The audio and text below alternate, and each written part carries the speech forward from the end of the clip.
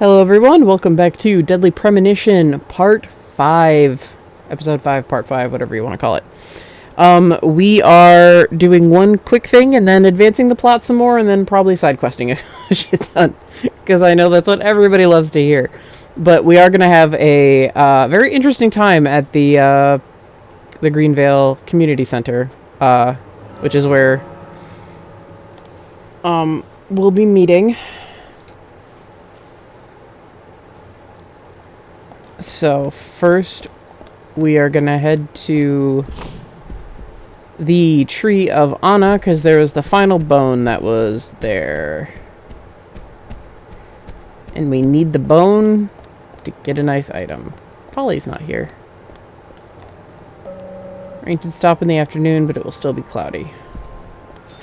And then I remember I did everything else last stream. All of York's maintenance.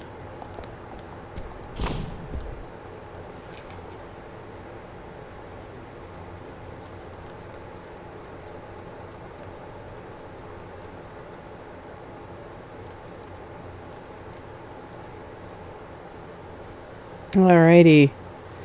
So, the Tree of Anna, they never make this clear. God, I love this appearing poncho. They never make this clear with the Tree of Anna, but you can actually get to it when you use the radio. Obviously, it doesn't say the Tree of Anna, but going to the Greenvale Forest Park doesn't put you in the actual Greenvale Forest Park, which is further past the Tree of Anna, nor does it put you at Jim Green's cabin. It puts you at the Tree of Anna. It's very weird.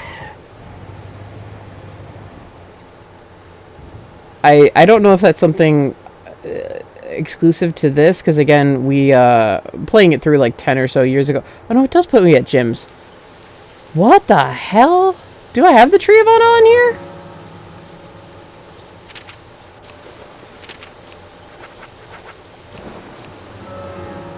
Did my entire...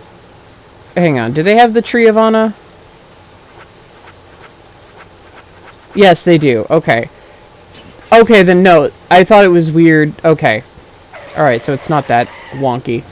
Sorry, I'm trying to remember things from last playthrough, and even though it was like a little over a month ago now, it's still like some parts are still not quite with it. There's an actual spot called the Greenvale Forest Park, which should put you up there, like up the road, but it doesn't. It's very bizarre. And that bone is on the other side of the fence. So let's do this stupid climb up bullshit. Alright. And then that should be our last bone. Game lag. Alright, we get it. We got a human bone? A human bone? Yep, there it is. This doesn't look related to the case, but shouldn't I let someone know? I believe you just need 7 of them. If I'm remembering correctly. So let's... Side 1, 2, 3, 4, 5, 6, 7. Yeah, they didn't actually add the feet in, even though they say it's like the right foot bone. And there's the weapon bag that I won off camera. Okay, so now we'll go get lunch.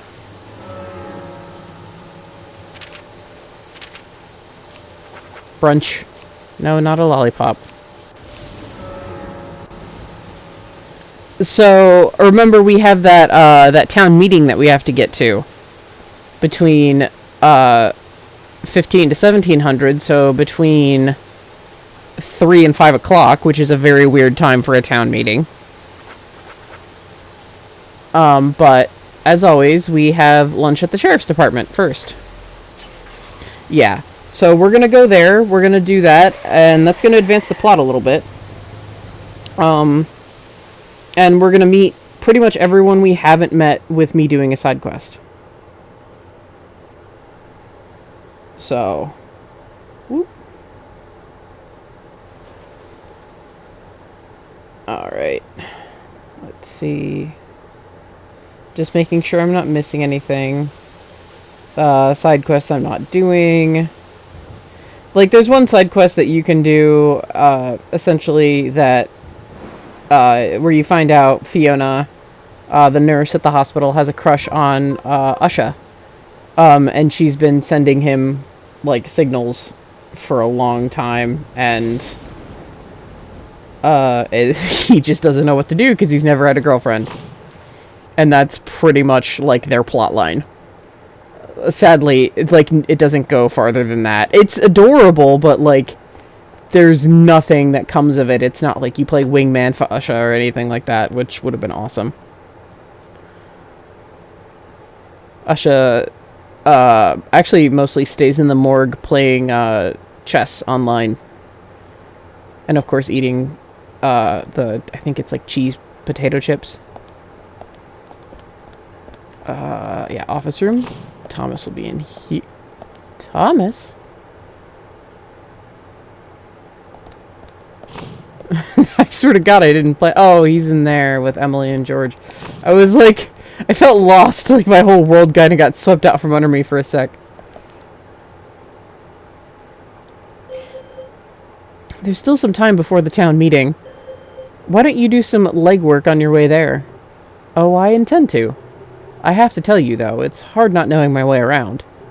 But I guess that's just part of my job. Well, you know, the community center used to be a theater. It has the big clock tower next to it. You can use that as a guide. Oh, really? I can't wait to see it. Yeah, there's a lot of old buildings left in this town. That's one of them. They might look like remnants of an ancient civilization to you, though. Zach, did you hear that? Remnants of an ancient civilization. Was she talking about the buildings or the police procedures here? Ooh! Anyways, I couldn't have said it better myself. That's hilarious. Hey. Thank you, Emily. I think today's going to be a great day. Why are you so insensitive all the time? York has so many good mic drop moments, and one of them is before a boss, and it's just the best. The town meeting is today from 1500 to 1700. You've still got some time. Why not go and take in some of the ancient sites? She's a little salty with us. It's fine. Arrangements have been made to gather the residents of the town together. Everyone's coming, as I expected. But it is raining today, and the people don't like walking around in the rain. Make sure you're there between 15 and 1700. Alright. Hello. Actually, we can get Thomas to talk, if you say not now. I heard the town meeting is going to take place regardless of the rain. Yep, it's the best timing right now to talk to everyone. If you say so, Agent York. Hello. I just like how you get money for talking to people. Yes, please. So, what exactly do you want to talk to everyone about? This case goes deeper than you think. The townfolk may have heard about the murder, but they don't understand it. It's a very dangerous situation, and I need to warn them properly. I hope most of them are decent enough to come. No problem there. Emily has made all the arrangements. I've told everyone to gather around between 1500 and 1700. Great. Reminds me of a film I saw recently. The town is under attack by aliens, and so the mayor calls all citizens to the town hall to warn them. Now, overseeing this, the aliens attacked the hall and wiped them all out together. Is that relevant, Agent York? The way they killed was fantastic. They used a combination of balloons and meat sauce for exploding heads. Those aliens start firing their death rays and heads start popping. Splat. Really quite something. Agent York, some of us are trying to eat here. I know, Emily. I'm one of them. Well, anyway, your cooking is the best, Thomas. Thank you. No problem.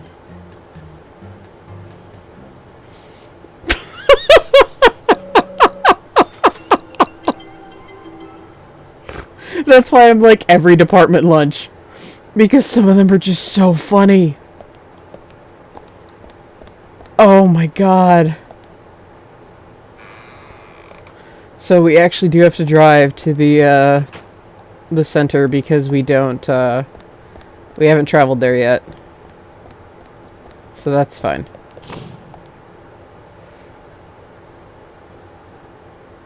Everybody just sitting there with huge eyes. Poor Tom is probably trying not to gag.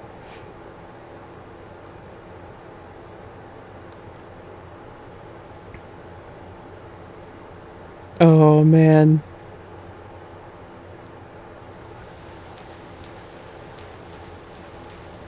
I love York's extremely quiet, like, splish, splish, splish, splish, splish, splish footsteps, as opposed to, like, the very, like, to me, very pleasant sounding, like, clip, clip, clip, clip, clap noise of his shoes, like, normally.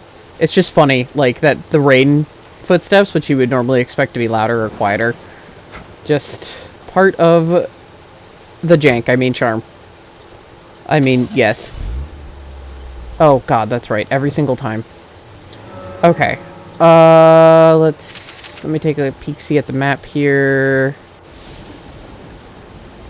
So, I was gonna say Hamilton Way. I want to take the main road. Okay, it's very easy to get to. Take the main road, and then the second turn on the left.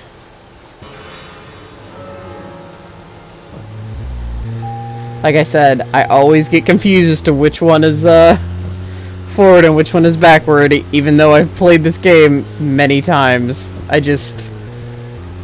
brain just doesn't. Then again, you saw that control screen for the car. It's ridiculous. But after this, we'll be able to start doing stuff like, we'll be able to go to the scrapyard, so we'll start to be able to get stuff like, York's car back. Eventually. We actually need to finish our side quest with Jack the Raging Bull first. We need to bribe him enough money. Yeah, the controls are fucked, but it's still a huge improvement over the 360 version, I'm telling you. I am promising you it's a much better... it's just easier to control. And even just easier to handle. Oh, whoa, whoa, whoa, whoa, whoa, whoa. Alright, off-road. Yeah. I mean, the sad thing is I actually don't have the original version that we played because I lent it to a friend and then I fell out of touch with the friend. It was just like a mutual kind of falling out of touch, like we both just got busy. But she still has my game. So I had to buy another version where the price was jacked up. But I mean, that's okay. She was interested in it, and like, she was genuinely enjoying herself, so as long as it has a good home, it's fine. It just kind of sucks, but it's not even a huge deal.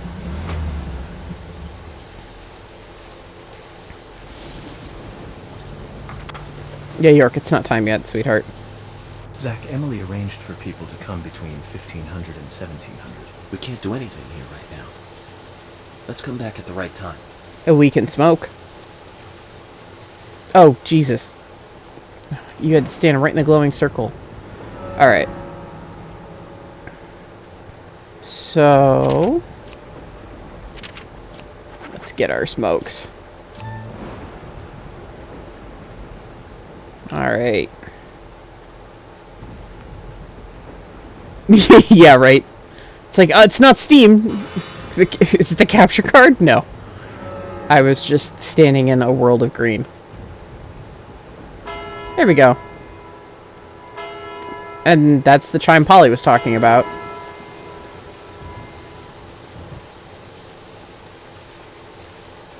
York. Okay. It was like, it should automatically start when you step in the circle, York. Greenvale Community Center. Now that's an impressive building. The clock tower is impressive too.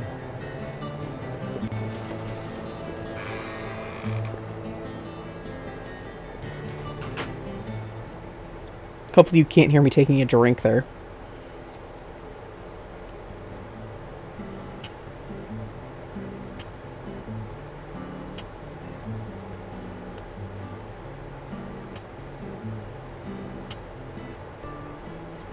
Okay, good. Zach, I haven't been on stage like this since elementary school. I'm not some tree in the wind this time, either. Well, that was a tough role. That was a piece of scenery. Bright red tree. Thank you all for coming today. Getting right down to business. Agent Morgan from the Federal Bureau of Investigations wishes to speak with you. Good afternoon. I'm Special Agent Francis York Morgan.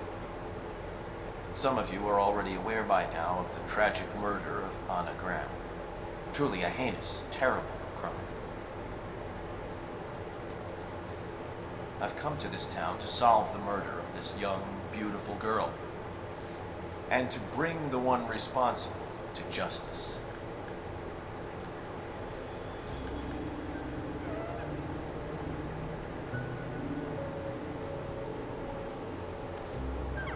Unfortunately, incidents like these have a tendency to happen again. I asked to have you gathered here so I can share some advice in order to minimize the risk of further fatal incidents. Firstly, please, stay away from any dark, dangerous, isolated places. Those of you with children, especially of Anna's age, please guide your children away from such places at all costs. Secondly, avoid going out when it is raining. Now, I've heard the folklore story of the raincoat killer.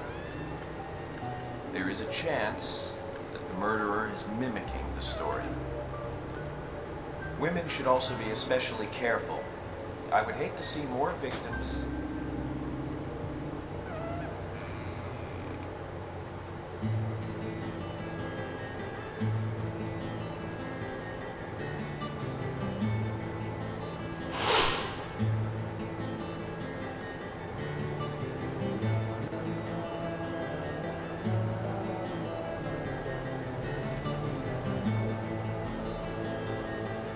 Who's the fashionably late one?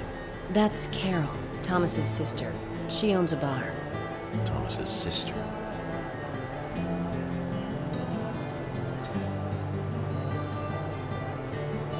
Now, excuse me. So, as I have said, avoid going outside when it is raining.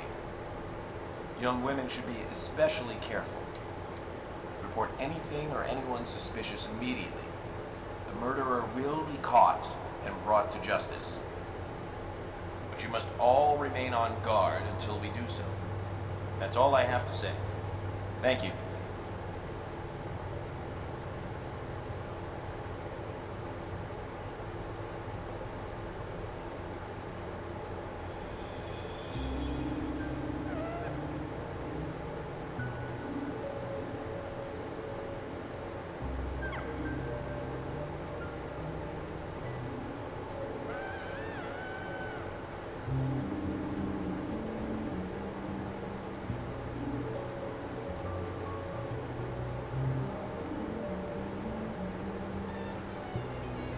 When paying for our sins, we must not frown.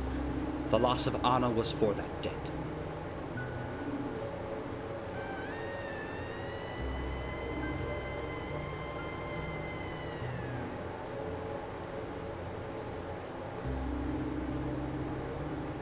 When purple fog covers our town, we'll all wander in hell, I fret. So says Mr. Stewart.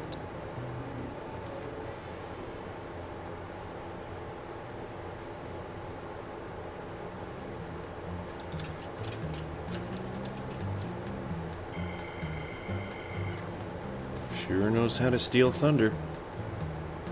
Well then, Zach, let's ask some questions before all these guys leave.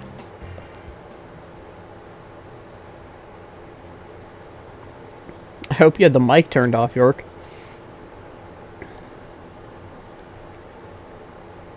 I love this billboard, by the way.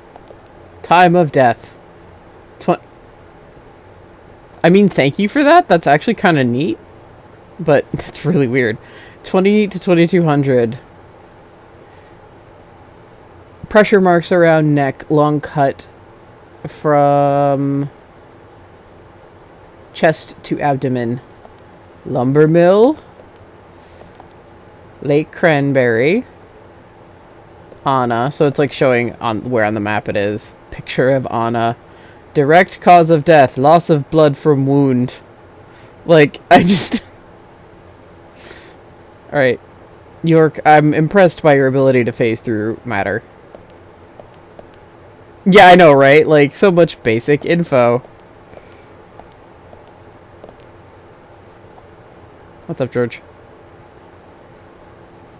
Agent Morgan, here's your chance to get to know some of the townsfolk.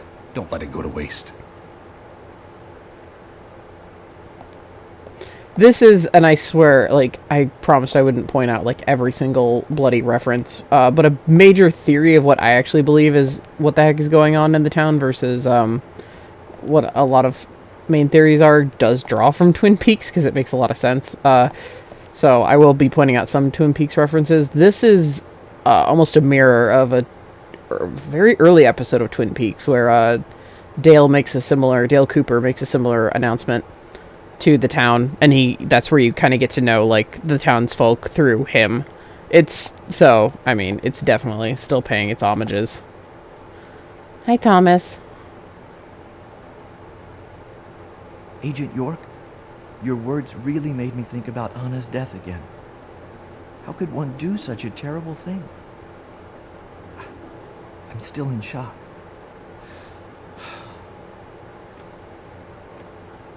Thomas, I forgot to ask. You don't have a tattoo on your back, do you? Tattoo? I do, actually. But why? Could you show it to me, please? What? Now? Here? Yes, please. This is vital for our investigation.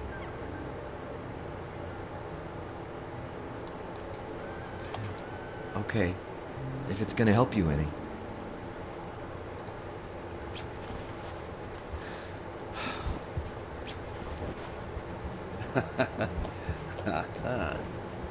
Well, I'm wondering who G is now, but aside from that... Did it tell you anything? It told me that you didn't kill Anna. Of course not. What are you saying?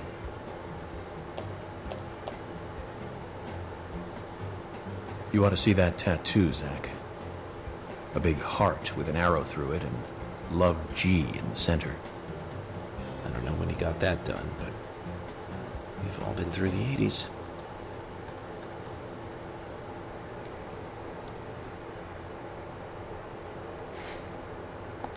So Thomas has a thing for somebody with the name G.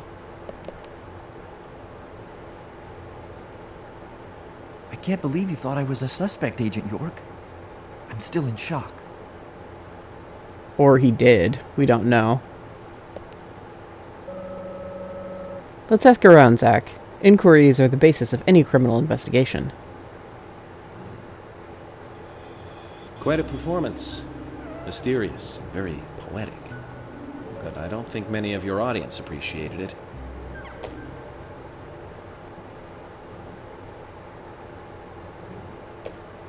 Mr. Francis York Moore. The purple fog appears with rain, soiling and ruining our town. The evil does not drain. Find out why the town is soiled. Remove the source from which it boiled. Then and only then your case is solved. But for this to happen, to solve the crime, the proper must do the proper at the proper time. It is not yet mine, that is, Mr. Stewart's time, not mine. But if you, Mr. York, find the right timing to chat with me, that is, with Mr. Stewart, may that be. Informative and fruitful, you will see. So says Mr. Stewart. So, Harry, You know something. But there's some reason why you can't tell me yet. Is that what you're trying to say? Cut the poetic rubbish, Harry, and tell us what you know. We can force you to talk, you know.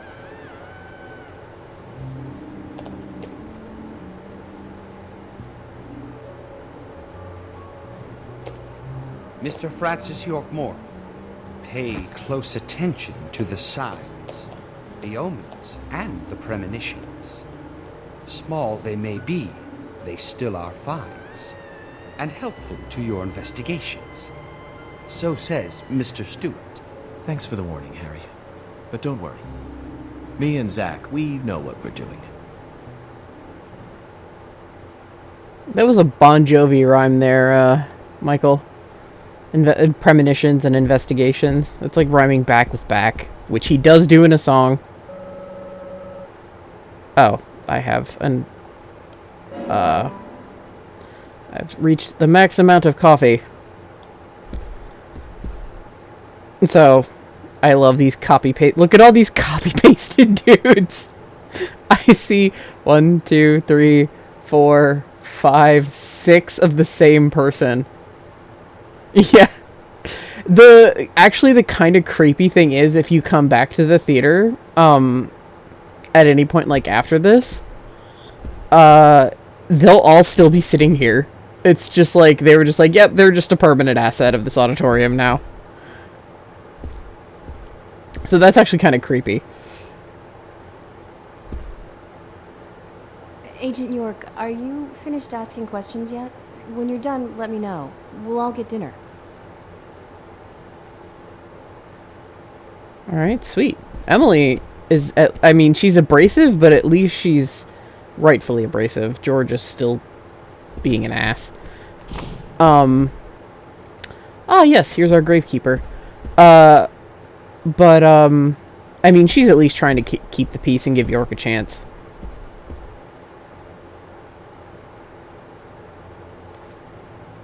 Good evening, Agent.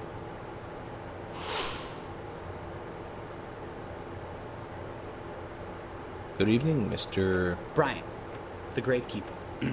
Brian. Mr. Brian. I like the retro look. Auditioning for Little Grave on the Prairie? Anna. Oh, she was so beautiful. Too soon. Too soon to go to the grave. So sad. So sad. I totally agree. That's why I'm here, looking for the one who did it. Were you close to her?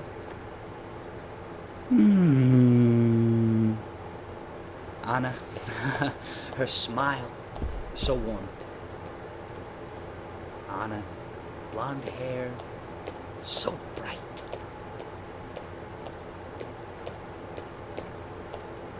There's a graveyard somewhere in town, Zach. I'm not excited about the idea, but maybe we should at least check it out. Yeah, and this is saying something. Of all the Greenvale characters, Brian is definitely the weirdest. There's a reason for him being that bizarre, though, and it's very, very interesting. Nothing is confirmed, but there's a lot of really heavily implied stuff with Brian. It's very, very fascinating. So we have to talk to literally everybody, even if we know them. So let's check on the Duns. Quint, you're here too. I didn't think you were the town meeting kind of guy. A friend of mine was killed, you know, man? I'm not letting this one go quietly. I'll do anything to help you catch the scumbag who did this. Thank you. But vigilance is not justice. Nothing good will come from desiring simple revenge. Oh, come on, I'm not that stupid. But I'm frustrated a bit just thinking that there's nothing I can do about it. We each have a role, purpose in life. Raison d'etre. Don't forget that. I know. Just don't preach to me. You're sounding like my old man. Zach, wow. I'm in shock like a weasel in an electric chair. You just made me realize that I must be getting old. York, I'm only 4 years younger than you. Don't make me feel like I'm old. Anything else, Quint? Oh yeah, it actually takes away your ability to talk to them afterwards. So, finding your way around okay? Yes, pretty much. But some people are hard to get along with. People problems, huh? I thought city folks were used to things like that. There's lots more people in the city than there are here. Well, that's true. But I started simplifying things a bit. Here's my new way of thinking. It's simple, really. There's only 3 types of people. Criminals, victims, and investigators. Everyone else are just vegetables. Vegetables called other people. You really are strange. It's a bit of a leaning on the fourth wall there, York. I do like Richard quite a bit. He's just kind of like a good old boy. Ah, Agent Honor. And let's talk with the mysterious Carol. Ooh. I will happily take a cigarette. Yeah, Richard is the father and Quint is the son. A diva and a boss at her own age? Quite impressive. Character-wise, a stark contrast to her brother Thomas. Carol is younger than Thomas. And they were put on their own when Thomas was 16, I believe. So, yeah, Carol's younger.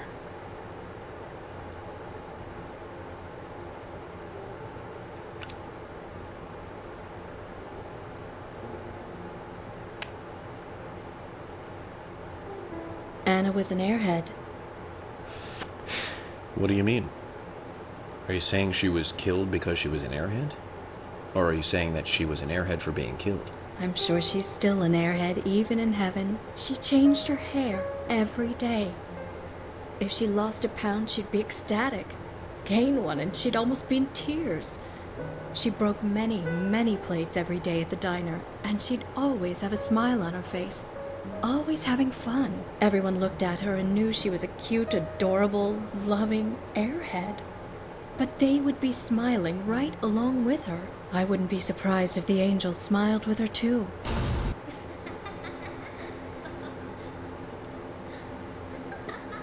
Oh yeah, that smile. Ugh. Isaac and Isaiah said that Anna was a fairy of the forest. A goddess.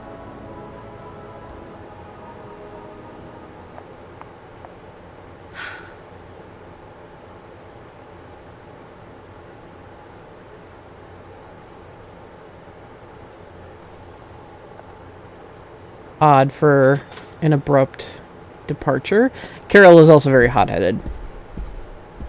But that was still pretty odd for her to just piece the hell out like that.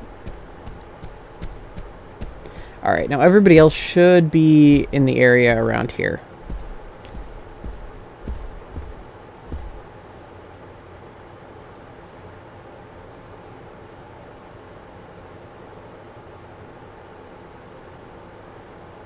So you're the FBI agent, are you?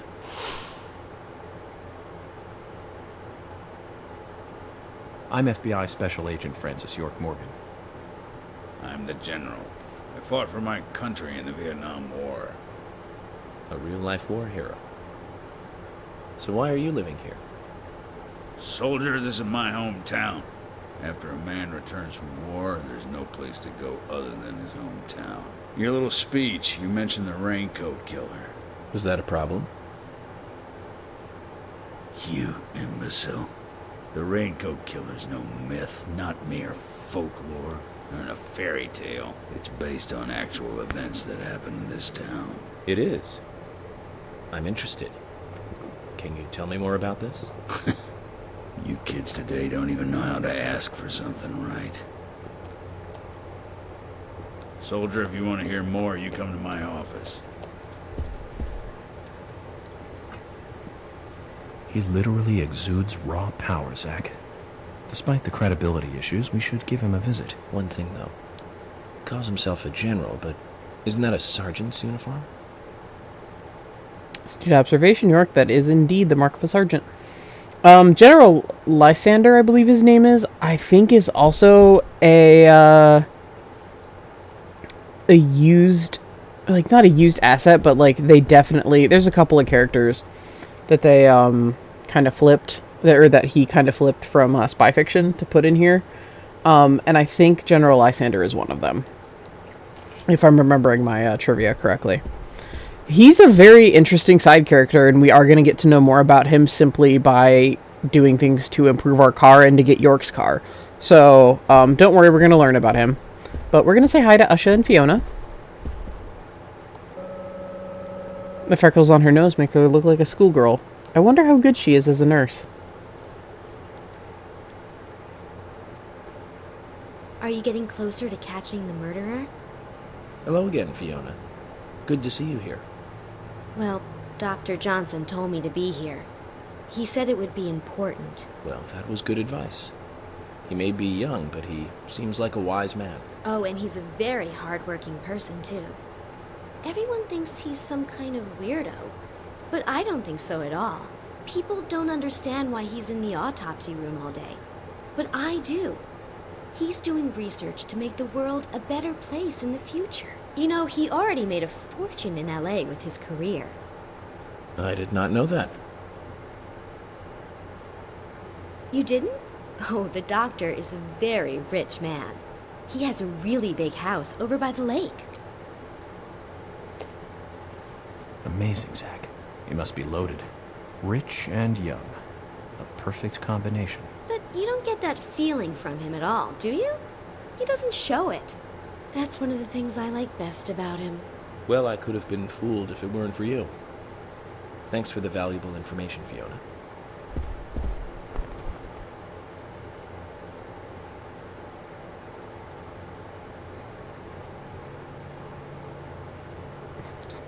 I was just talking to Little John.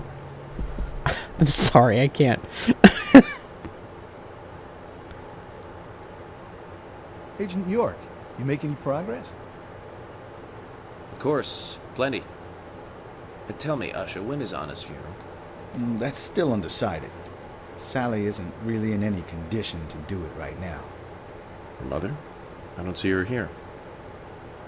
Anna was her sole reason for living after her husband was deceased.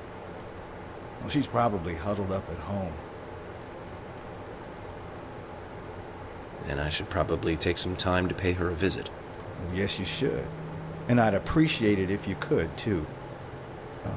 But don't go too hard on her, okay?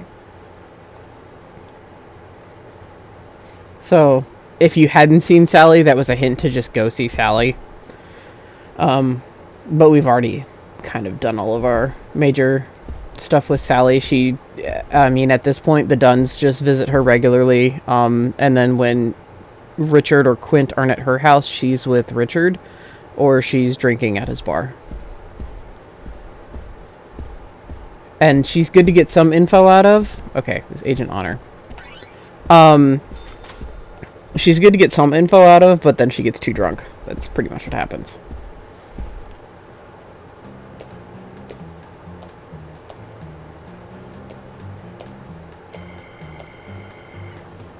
Oh my pot is getting cold.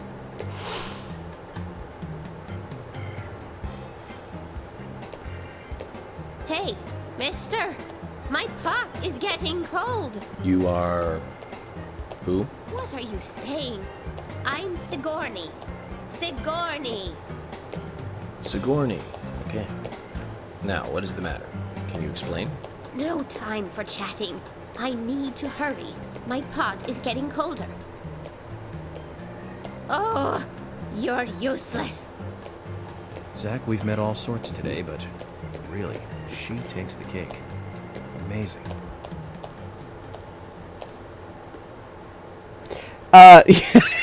Chat goes, what the fuck?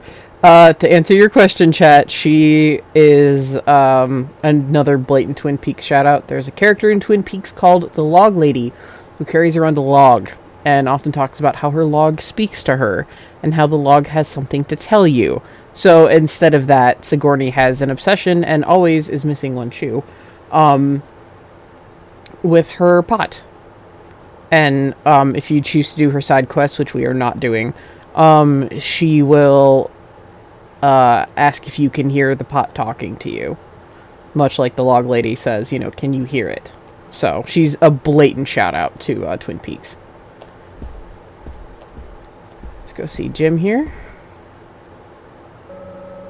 There's a calm, kindly expression on his face. I wonder how long he's been watching over the forest.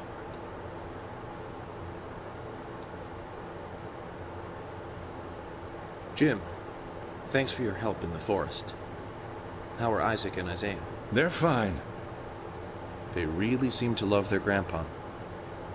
Well, I guess they do, son. I want to keep them away from the filth of the material world as much as I can. Their mother agrees, which is why she lets me take care of them so often. And that's why I want you to solve this case quickly and go home. Those rumors about that scar of yours do more damage than good around here. I guess I reek of the material world, don't I? I have to in order to do my job. But I understand what you mean. I'd think the same if I was born in a place like this, Zach. I like that about, like, Jim and York, like, because, yeah, it is just Jim being brought up here and thinking that way, but York just doesn't blame him for it at all. I can't remember if York has a thought about Sigourney. Well, I fucking can't tell now. Her hearing is quite weak, but otherwise she's fit. Fit enough to run the hotel by yourself. Alright, what's up, Polly? Mr. Morgan, you're quite an impressive public speaker. Really? Thank you, Polly. You reminded me a little of a play I saw when I was younger. What kind of play? I'm talking about back when this place was still called the Mercury Theater. When I was young, I used to come here often with my husband. God rest his soul. We'd come on the weekend to see the latest play. He'd always pretend to be uninterested, but I could tell he was excited inside. He was just one of those kind of guys, really, thinking about it now. Really, Polly? So what's your favorite play? Oh, well, I like so many. There was one in particular, but I can't recall the name anymore. Oh, it was a very famous one, too. Something by Shakespeare? Oh, no, nothing. One more bell that doesn't ring anymore. I've always been forgetful about the plays we used to see anyway. Oh, and my husband would get angry at me for forgetting what we saw. He'd go on for hours retelling what the play was about. His eyes were so sparkling, like a happy young boy. I see. So, what's your favorite play? Oh, I almost forgot, Mr. Morgan. We're going to have another guest soon. I have to get back and get things ready. Sorry for having to hurry away. I'll see you back at the hotel. Zach, I think she could embarrass the toughest of the FBI's interrogators. She successfully avoided answering my question, Zach. Amazing. I love Polly. But yeah, so we're actually going to have somebody else in the hotel with us.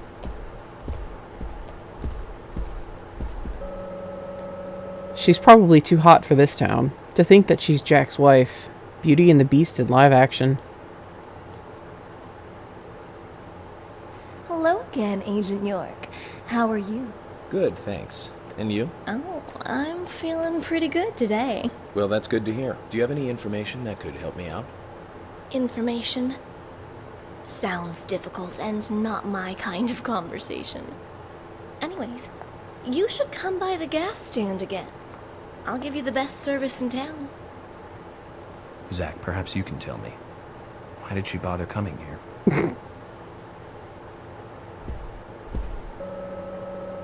He's not on the wanted list, but he looks seedy nevertheless. I've nothing to say to you. I haven't asked you anything yet, Jack. Shut it! I might open up if you introduce me to, I don't know, a Ben Franklin or two. Oh, what a creature. Guess there's always someone like him in every town.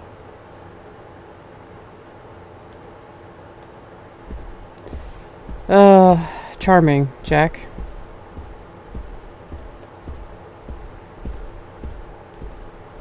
Alright. And we have the Ingrams again. Hey, York! You were rocking it large up there! Was I? I haven't been on stage like that since elementary school. You made me think, man, like, things can't go on like this. We need, like, some action or something. I was pretty psyched up, you know, before you got on stage. I was like, dude, a real psycho in town. Pretty sweet gig. But now, I mean, dude, that lunatic could be any one of us, man. I don't want to think of that whack job coming after my family. Makes me shudder all over, man. It was way too heavy. You'll catch him, right, FBI? Of course. But you need to be able to take care of those you love, too. You're right, man. Right on the level. I need to do what's right for my family, man. You lit my soul, man. Thanks, FBI.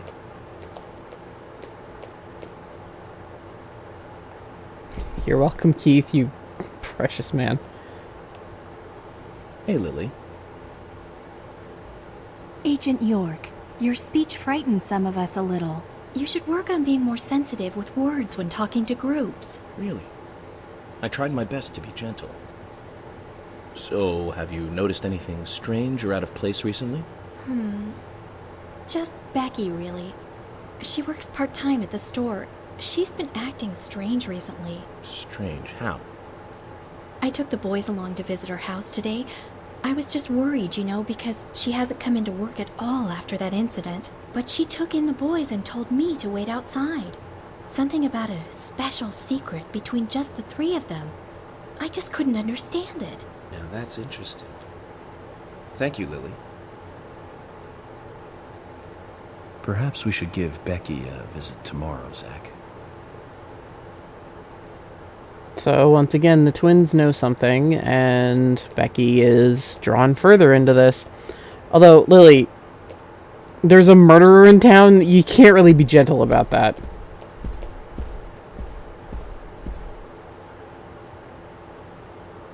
What's up, Maud?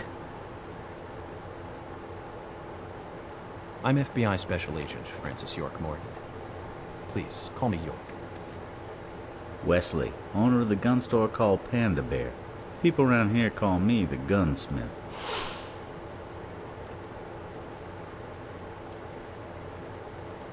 Was there something you want to ask me?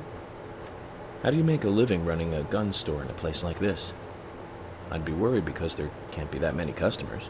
Worry gives a small thing a big shadow. I do gunsmith work in my shop, too.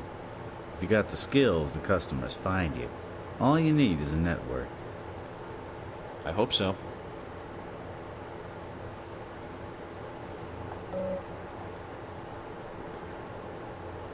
Yeah, so if for some reason you didn't get the SMG, you can get the SMG here.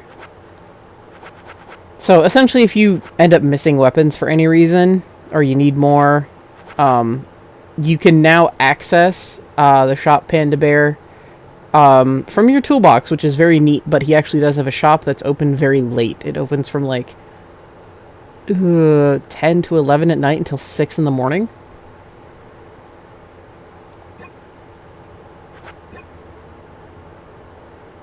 Yeah, and this is interesting from him. Guns are just tools for killing people. I don't like it any more than you do. So, Wesley views this strictly as a business. You've got quite a selection here. No wonder people come from all around. Even today, a customer paid me to go to Seattle for some help. I just got back. I see. Well, I'll be sure to visit your store sometime. I'd like for you to take a look at my gun. Understood. Look forward to it. The shop will be open again tomorrow. It's usually open from 2000 to 0600. See you then. Yeah, 10 to 6 a.m. 10 p.m. to 6 a.m. Wesley's really chill. I like him a lot. So, we'll get suspect out of Nick's name. Because you know it's Nick. He just shoos you out of the kitchen. I'm U.S. Special Agent Francis York Morgan. I presume you are the owner of the diner that Anna worked at? That's right.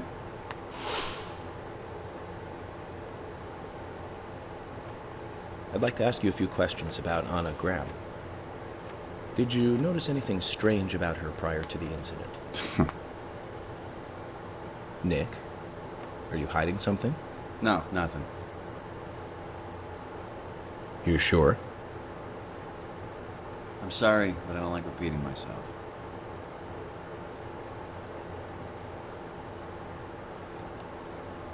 Alright. How about Olivia? Maybe she has something. Can you tell me if you noticed anything strange about Anna before the incident? Well, I'm not sure if this will be of any help, but... Anything, no matter how small, could be of help. Well, you see, the diner closes when it rains. Many shops do that around here, as you might have heard. Anyway, Anna always seemed unfocused the day after it rained. And came in late, too. It was almost as if she used up all her energy the day before. Come to think of it, that was really strange. Did that legendary monster really kill her? It wasn't a monster. Just a criminal. Criminal I'm going to catch and bring to justice. So that is actually very useful information. Agent Morgan, I'd like to let everyone go home now. Let's go outside.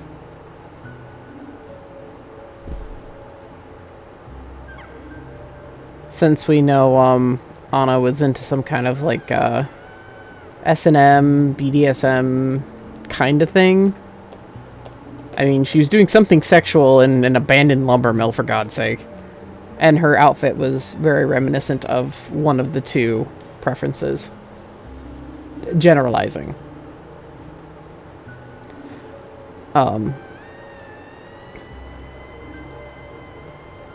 So maybe she did that on rainy days. And that's why she came in exhausted. Fucking total number of continues 1. I'm so angry about that shit.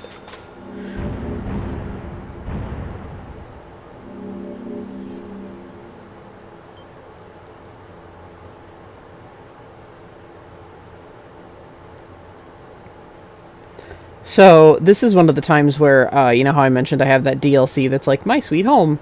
This is going to come in handy because the story is going to progress after this cutscene if we go back to the hotel.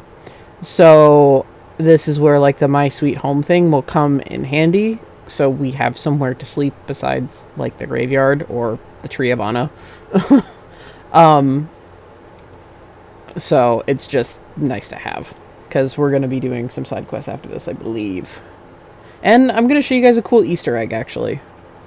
From the prototype of this game, which was called Rainy Woods.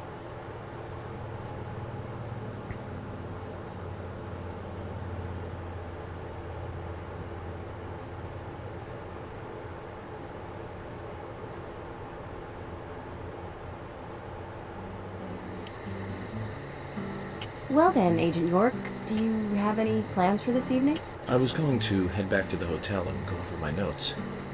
I need to contact HQ and give a progress report, too. Okay, then let's call it a day here. Sounds good.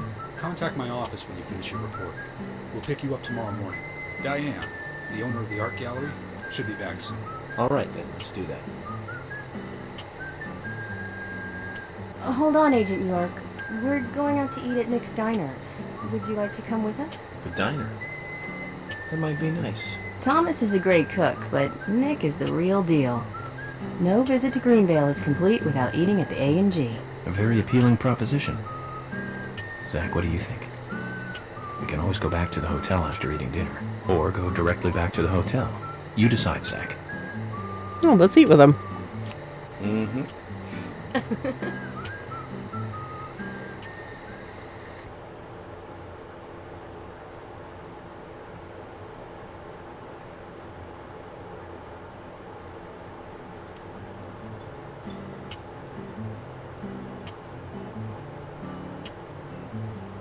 I've been sheriff here for a long time now, and this is the worst murder I've ever seen. Our town is a little odd in some ways, but it's usually a peaceful place. We had our fair share of cases, but just the regular stuff. A high school kid shoplifting from the milk barn, maybe. Are some hot-headed kids fighting, fueled on liquor? Nothing more than that. Agent York, what kind of cases have you dealt with in the past? Not much different from those you've just mentioned. The case I was on until last month, well, the guy killed 7 girls in a 3-month period. He sawed their heads off from the neck and took them back to his house. He cleaned the skulls up and used them as utensils in his daily life, to eat from or as a urine cup. He hated women. That was his way of dealing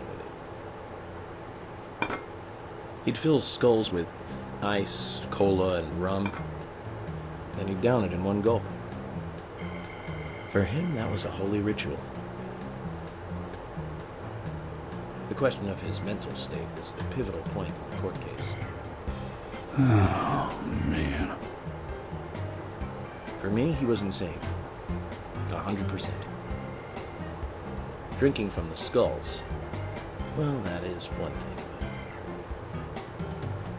But those he had used to relieve himself, he would then just use them to drink from, too. Yeah, that was too much for me. It's just not sanitary. Not sanitary. That's probably not the problem for most of us. What else? Ah, yes. An ingenious law school student raped over 800 victims. That was a nasty one. Thank you, Agent York. Now, let's talk about something else. You don't want to hear anymore? That's a shame, isn't it, Zach? I was just about to get to the good part, too. Sounds like you live in a totally different world. I mean, you're like an elite agent who just jumped out from a movie or something. In your eyes, we must look like we're just playing cops and robbers. Ugh, I give up. I can't compete with you. Don't say that, Emily. The cases you have solved are all full-fledged crimes. A crime is a crime. Size doesn't matter. There is no big and small. Crimes always have a criminal and a victim. No victim will ever welcome a crime, no matter what its size. So, fundamentally, there is no difference in size. Well said, Agent Morgan. We work day and night to preserve peace and order in this town. You understand that, right? Of course. But still, I don't view shoplifting and Anna's murder as the same level of crime. Me neither. I never even dreamt that such a thing could ever even happen in this town. I keep on expecting to see Anna here in this diner, waiting on tables.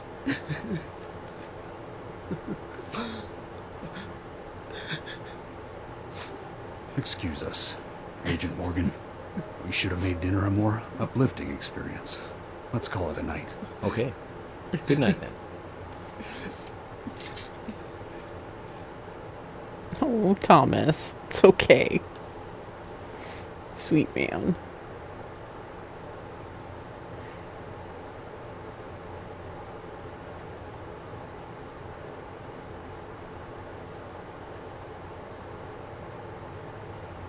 I do like York's philosophy a lot, though, that every crime, no matter the size, is always unwanted. And there's always a, a criminal and a victim. Okay, so we don't have too much to do right now. Actually, wait. Let me see. Is Thomas at home? Because if so, that's where the Easter egg is going to be. Yes. Yeah, Fiona is in the same apartments as they are. So yeah, we're going to head over there and see if I can show you guys this Easter egg. So, quick backstory. Back in the early 2000s, I don't remember the exact year like how the apartments are just known as Thomas's house. Sweary started making a game prototype called Rainy Woods, and if people are calling Deadly Premonition Twin Peaks the game now, it was very much Twin Peaks the game before. Like, York looked almost exactly like Dale Cooper. George looked like the Sheriff Harry Truman. Like, it was ridiculous how much, like, they were just a little bit off.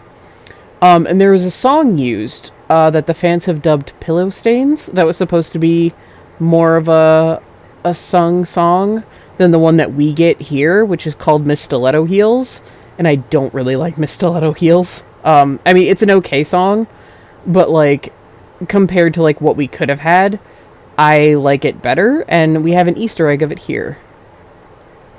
So we're gonna peek into Thomas's apartment.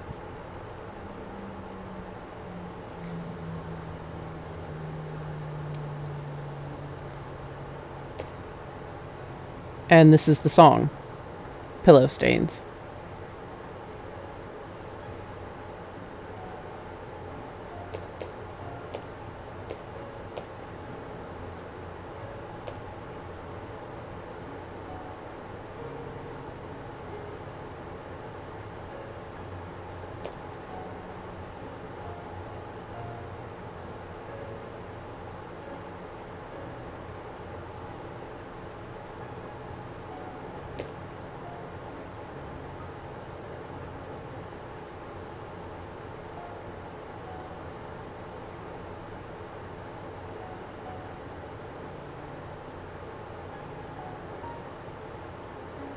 Yes, Thomas dancing is adorable.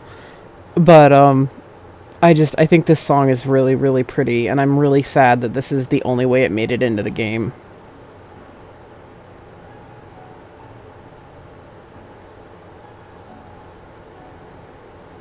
Fans did rip it, though, and put it on, like, their, unofficial soundtrack that they released online and everything. But yeah, Thomas likes to dance. He bartends at Carol's bar at night, and he'll dance behind the bar, too. Okay, I don't want York to get, cardiac arrest, because if you notice, his heartbeat's accelerating when he peeks in. So I don't want York to have, undergo cardiac arrest and go to the hospital.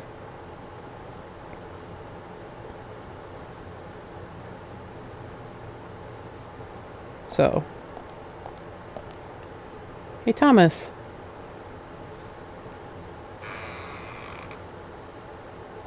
Hello? It's really late. Is there something you need? We can do this tomorrow, can't we? Womp womp. And yeah, Carol's at the bar. And she is just pissy with you all the time. Let's see. Let's go ask Becky why the hell she didn't attend the meeting. You said town meeting, Becky.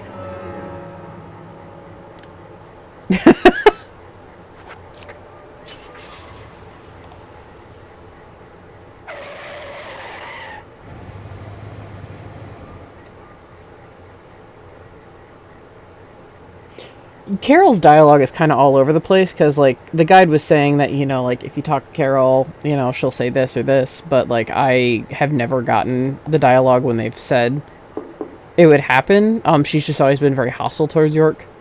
The only reason I know the Galaxy of Terror, that Carol named her bar the Galaxy of Terror after the movie, is because I read it. I've actually never been able to get that dialogue. Carol's always just been very hostile.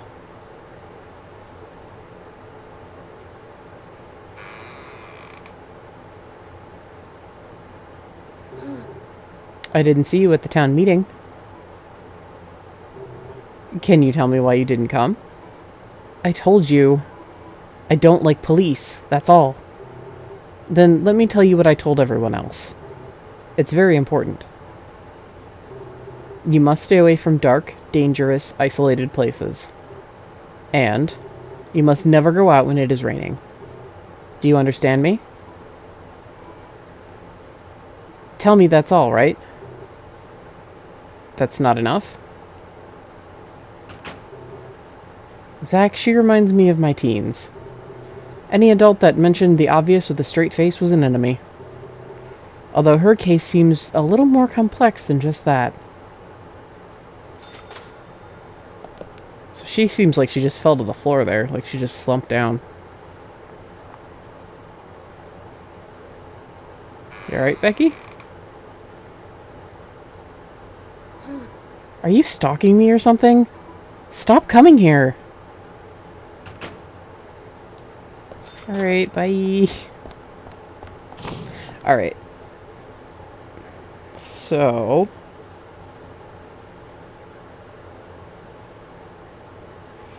we can't warp to the junkyard because we haven't been there.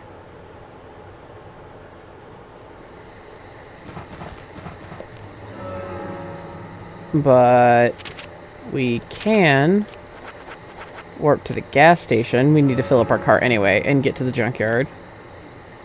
Lysander might be there? I don't know if it's open right now.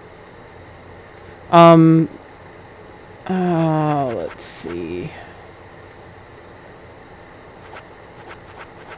Yeah, no, I did not pass Heaven and Hell gas station.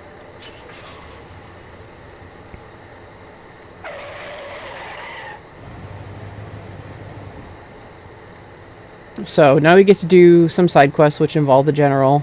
Well, which involve car parts, but the general talks after every single one. And yes, York does ask him why he has a sergeant's patch if he's supposed to be a general.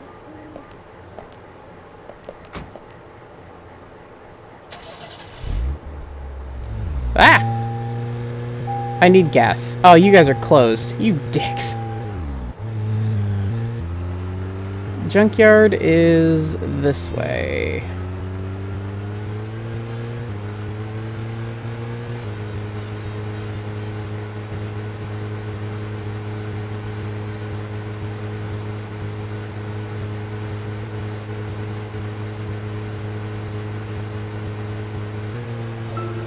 Excuse me, sir.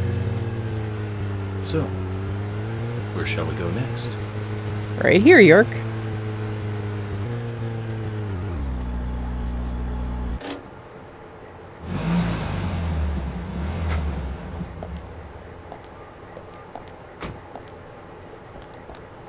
Alright. Let's go see if Lysander's hanging around. If not... he is! I was gonna say if not, there's still some shit we can get here. I wouldn't want to join his squad.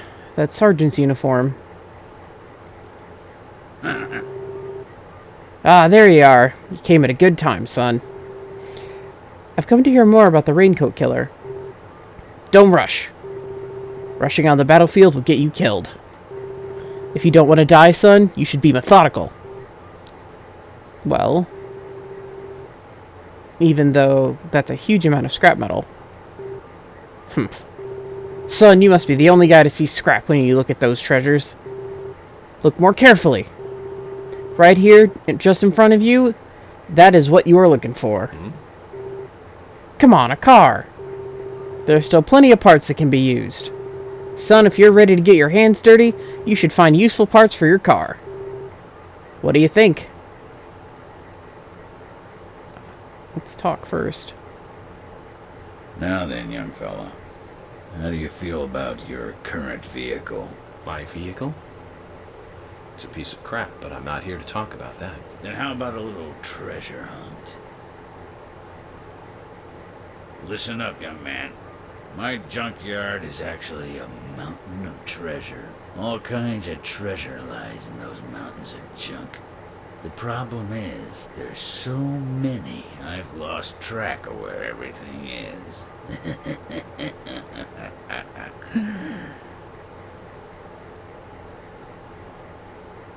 You've caught on already. I can see it in your eyes. I need you to head out in the yard and find certain things for me. If you help me out, I'll customize your car a little. What are you talking about? Didn't I tell you to shut up and listen to your superiors? Now will you do it or not? I don't see any reason to refuse. Well said. First, I'll need some low gear parts. With that, I'll be able to boost the engine of your car. You'll find one around E5.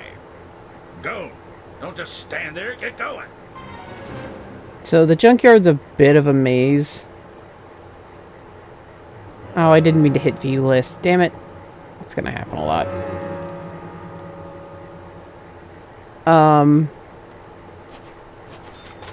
So, E5, it's actually very easily labeled.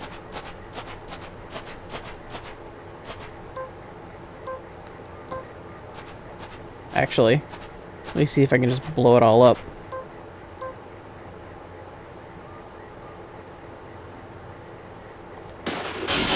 Perfect. Alright, so it's a bit of a maze. There's some agent honors, there's a couple of trading cards. Oh, shit. I got the, your battery's running low message. I usually plug my computer in, but it needed to, run down. Alright. So, we'll find the parts, and then he'll tell us a story. And that's usually how his side quests go.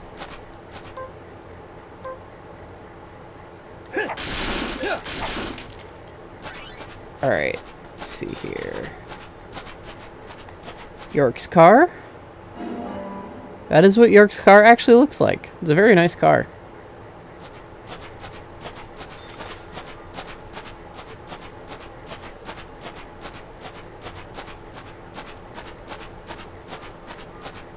I also love how York just casually shits on the police vehicles. He's like, well, they're pieces of crap. But you mentioned the Red Raincoat Killer, so I'm here for that. The junkyard is also, you might notice, another place where the game is a little weird in spots. Like, it's a little lag-tastic. Just because there's so much stuff, even if, like, the textures are, like, that. It's just a lot for the game to try to handle. Oh, good lord.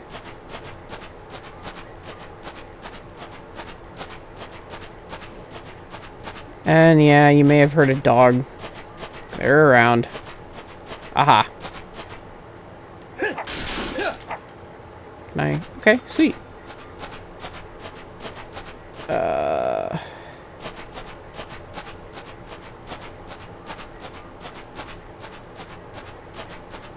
Alright. And then the other card in here is General Lysander himself. Sir. Might want to do something about your cars. The cool thing about the General, you can actually buy pretty much every resident's car here. If you so choose. There's no, like, achievement or no, like, trophy or anything for it, but it's just a cool little thing.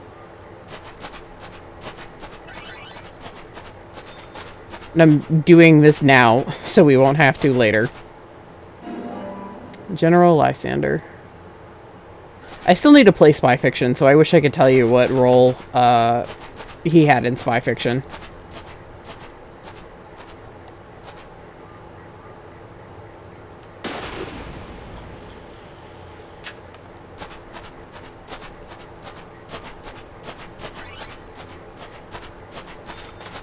Also gotta get this done before midnight. I don't want to be in the other world. Please and thank you.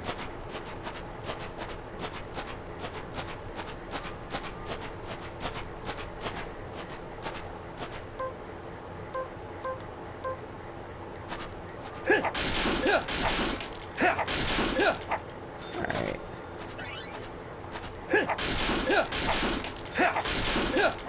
Alright, so E5. So we're in E. 2, 3, 4, 5. Gotta head up more. Yeah, I think this is one of the ones that makes you run around. Yep. I think this is... Yeah, one... Oh, God. Alright, game, I get it. They're low gear parts. Stop. Okay. I think this is, like, the quest that makes you run the furthest into the junkyard.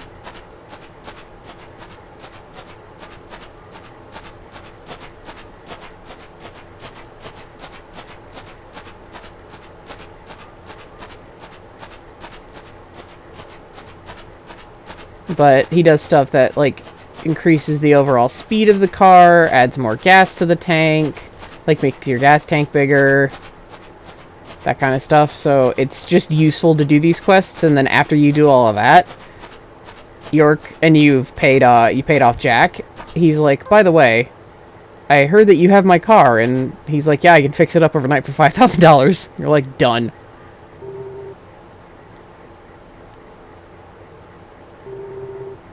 I have found what we need. Let me just get past all these bones. This is it. This will save your life someday, son. You sure know how to exaggerate. You imbecile. Engine boost is vital for bringing back soldiers alive from war. Engine boost? Of course. Engine boost is the basis of everything. Let me tell you a war story, son. I was leading my unit at the very front line. Things were bad, and sanitary conditions were worse. Endless guerrilla attacks were stripping us of our manpower. Everyone was tired to their limits. There was one sergeant who really rubbed me the wrong way. The boys like to call him Crybaby Timothy. He really gave me headaches, I can tell you. How? Just by breathing. His posture was bad. He was weak, slow, easily distracted. I have no idea who thought he was capable of combat in a war zone. He endangered the lives of every member of the unit. Stomach pains. The worst stomach ache ever. Every one of us. It was just cooking. He was using food that was contaminated. I flew into the dugout toilet like an Apache chopper returning to base. I have to tell you, it was a close call. My engine was boosting. And that's what got me there safely. Right in the nick of time. What happened to the unit? You really want to know? It was a terrible sight. Powerful, athletic men reduced to walking dead. Blinking like crazy, shaking with pain. Their confidence and self-esteem were all crushed. They almost didn't recover. An interesting story. So you see the need for engine boost now, do you? I'll keep my side of the promise and get to work on your vehicle.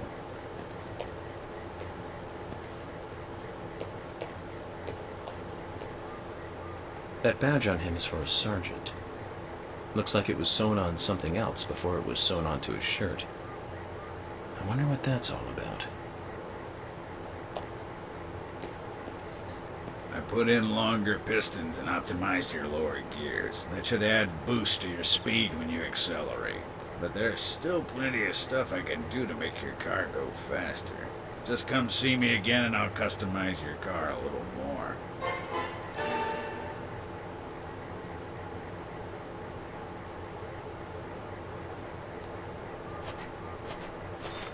Cool. Thank you, General.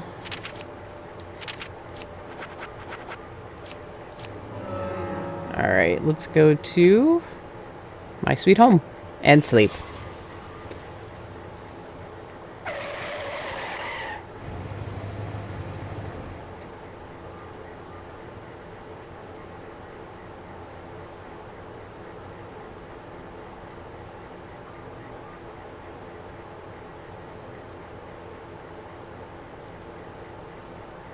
York gets his own little sweet set of land. It is on the Greenvale map by Nick and Olivia's house. By Anna's house, Brian the Gravekeeper's house, and right by the A&G Diner. So it's right off of Main Street. It's just handy for situations like these where you don't need to, or you don't want to go back to the hotel and progress the story because you want to do some side quests. Other than that, it doesn't really have a use because the hotel has the most resources because, like, you can change your clothes and sleep and that's about it. You can't shave, actually.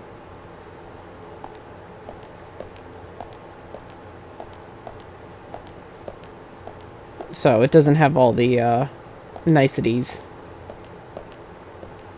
Alright, so it's around 11 o'clock.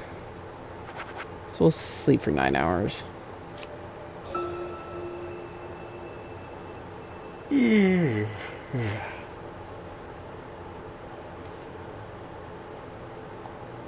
And change suits.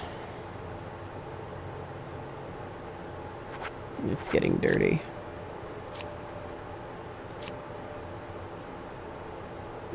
Oh. Send to the cleaning. It's because it's not incredibly dirty. That's why it didn't cost the full 10. You wash your clothes, $24. But yeah, there's like... Surprisingly, this is like the only sink in the game where York doesn't have the option to shave.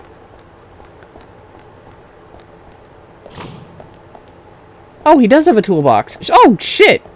I just did not explore the house better, I guess. Well, never mind, this has everything.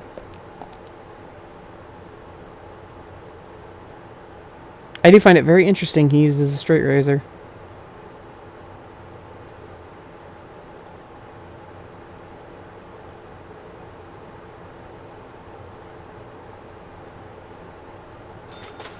Also, I'm wondering if you guys have noticed that everyone's been making a big damn deal out of these 3 tiny little scars.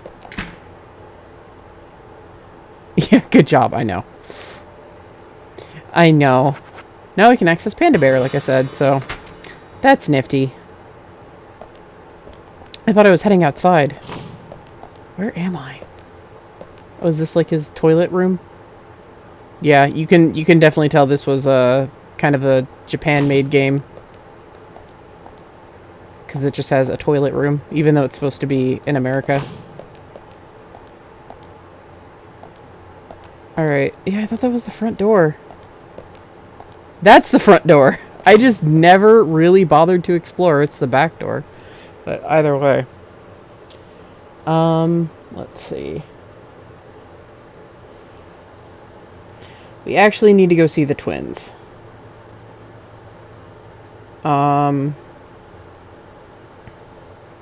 Not for the reason that Olivia told us. Straight razor does give it a closer shave. Ooh. I don't know if they'll be up there because it's raining. Ooh. Yeah, no. Ah, we can still go and talk to them, though, about it. So, alright. I think their house is right down the street from the milk barn. No, it's right down the street from, hi, George. From Heaven and Hell, so... We'll head... Oh, that's the profiling. We'll head there.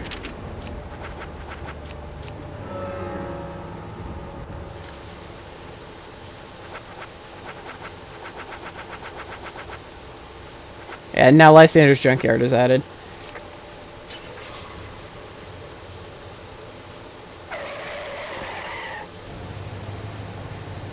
It does give a closer shave, you're right. It's just interesting because a lot of people choose not to use that regardless.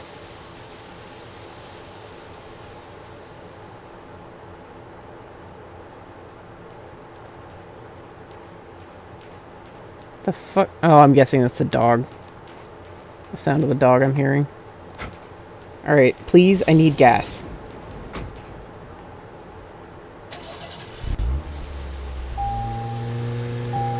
You're closed again. Damn it. I mean, I have flares, so it's no big deal. Oh, what am I doing? I need to make sure I'm going the right way towards their house. Yeah, so they're not going to open the milk barn today at all. Because it's raining. George. Okay. Yes, I am going to go the right way. Cool. But it's the only time you can actually visit them when they're at home, is when it's raining. Other than that, every morning Lily drops them off with Jim up at the Forest Park around 9 o'clock. But when it rains, they just hunker down.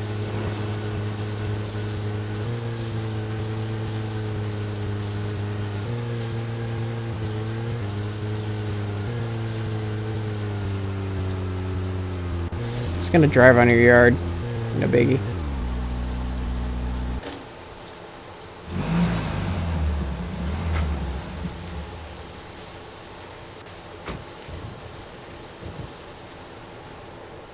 Yeah, we do need the milk barn to actually be open because we need to do more crate moving.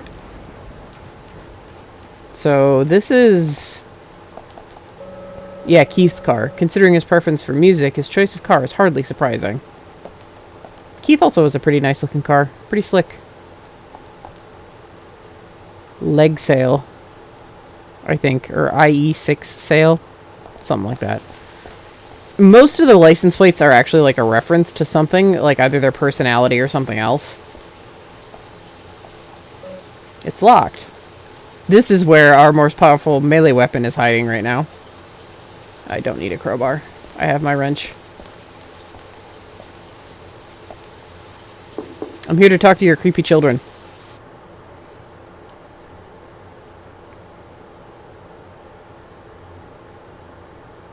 I also need it to be open so I can get infinite SMG. The milk barn, anyway.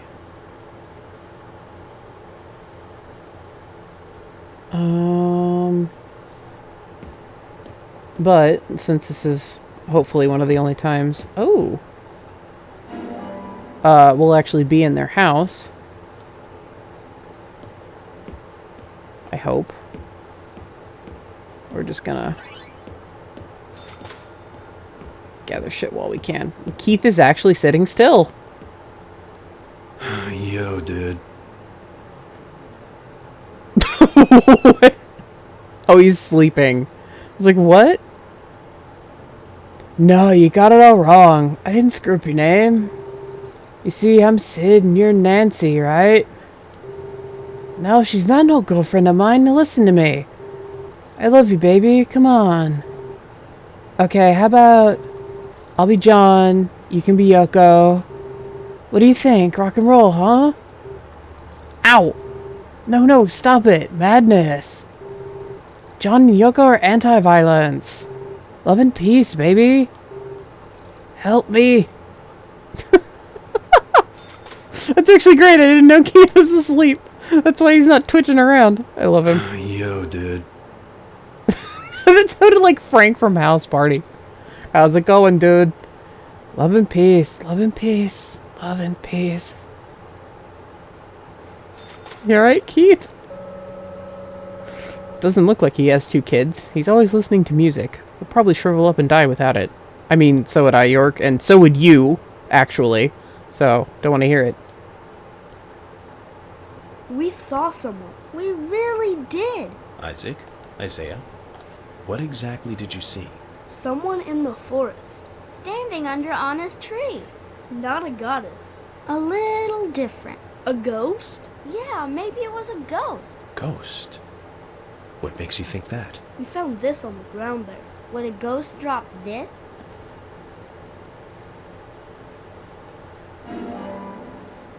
An out-of-focus picture. Let me see. It's blurry and out of focus. I can make out 2 people, but not their faces. So that's why they think it was a ghost. But then who was under Anna's tree?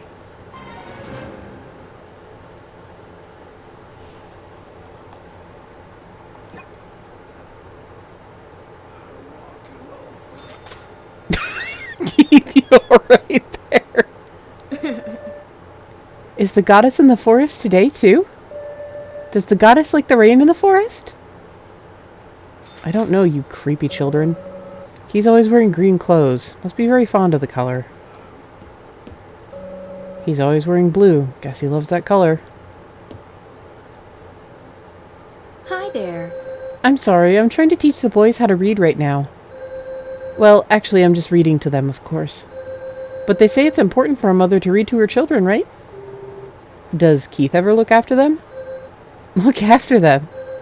You don't want a child looking after other children. That's a mean thing to say about your husband. But he does teach them how to enjoy life. They'd grow up to be geeks if only my father and I were around. Normally I don't recommend drugs, but in Keith's case. It's hard because our family has 3 children. God, Lily! That's seriously mean, like... Especially one big one who calls me by the wrong name sometimes. Yeah, like Yoko? He's talking about Yoko Ono. Educate yourself a little bit. Regardless of how you feel about Yoko Ono. Damn.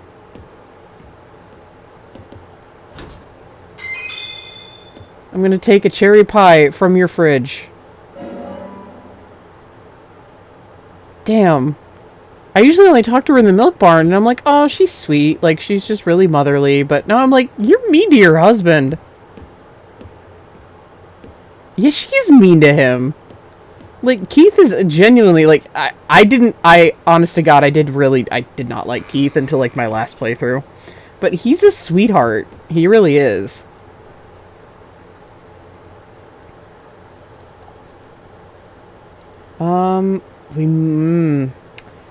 Yeah, pretty much everything depends on shit being sunny, except for if it rains all day, we'll be able to do Emily. So please, for the love of God, let it rain all day. Let's head over to the police station and have some brunch. Well, smoke and then have some brunch. It opens at 9.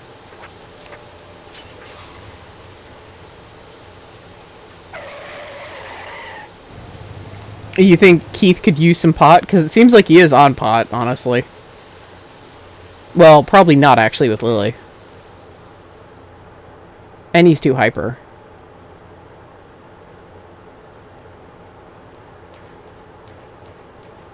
Oh, hey George. You're here at like an hour before work. Hey, come back. George. You dick. That's interesting. Well, anyway.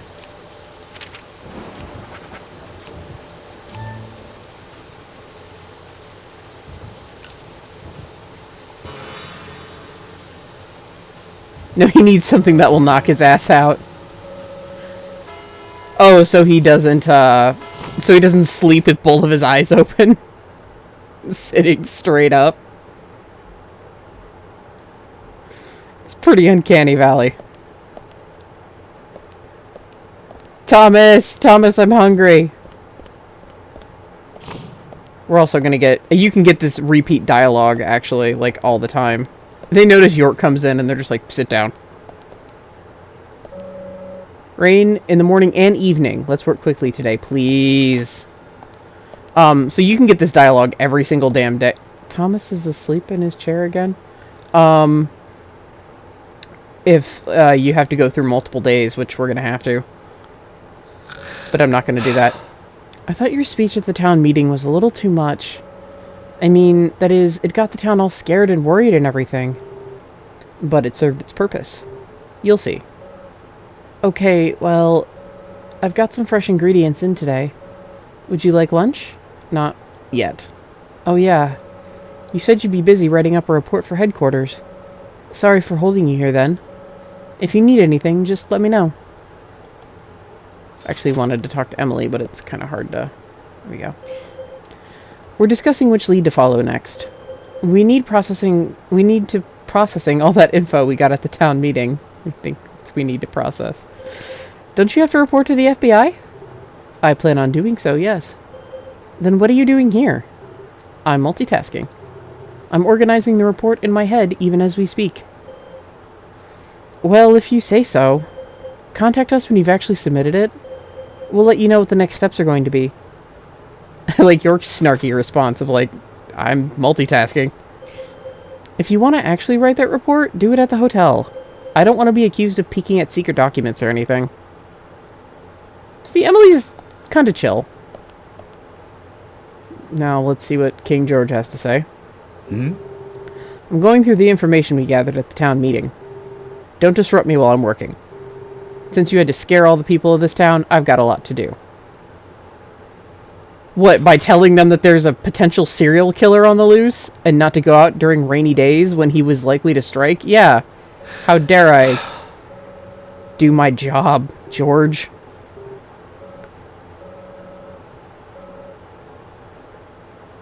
Bunch of babies.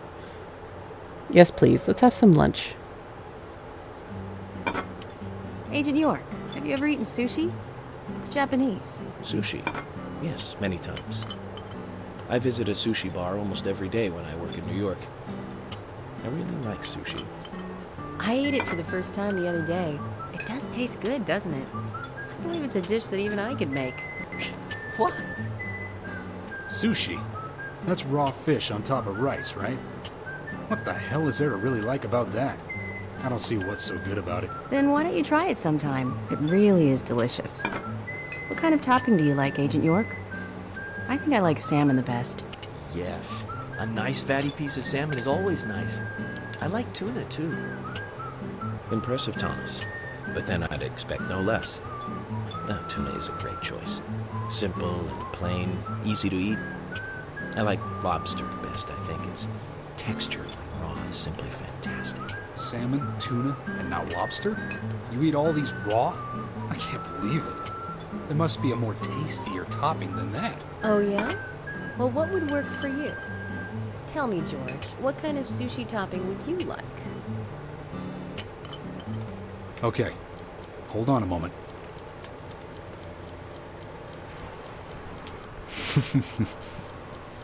How about French fries and ketchup? Oh, disgusting. I'd never eat that. I take it you agree? Well, George, how about pineapple?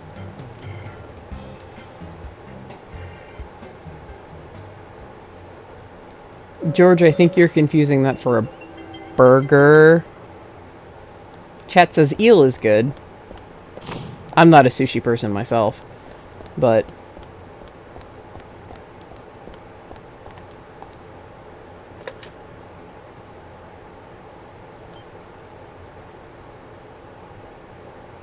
I'm honestly wondering where Emily tried it. Like, Washington State, yeah, you get really fresh fish. But Greenvale's a small town. And she can't cook. Oh, I almost left and tried to do her side quest without getting the cheese.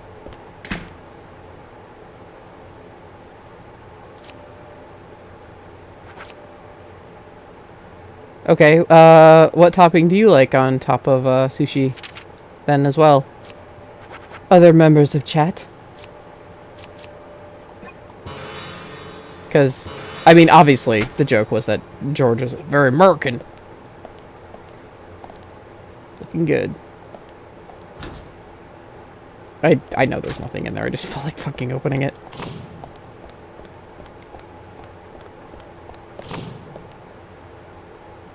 Crab! Alright. So, eel and crab. Salmon, spicy tuna, eel, and dragon rolls. I tried sushi quite a few times, actually. It just never clicked with me. I'm not really a seafood person as well, so that could also explain it. Although I've also heard plenty of people say they don't like seafood, but they like sushi just fine. It's not raining. It's supposed to be raining. Oh wait, that means shit is open though, right?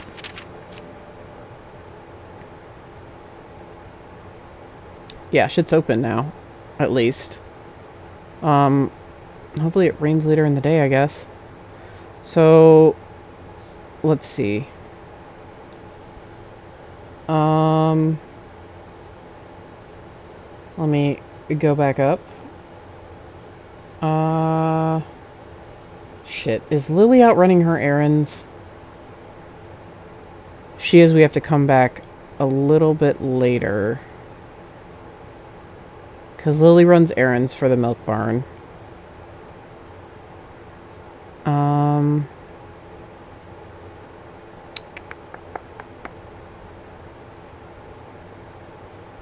She's just getting ready to. Well, it's okay. We'll go get, yeah, there's Sigourney. Sigourney's whole side quests are you drive her back to her house within a certain time limit while she screeches at you that her pot is getting cold. I'm just not down with it. I'd probably like Tomago. It's omelet, egg, It's omelet style egg, rice, and seaweed. Huh. That sounds interesting.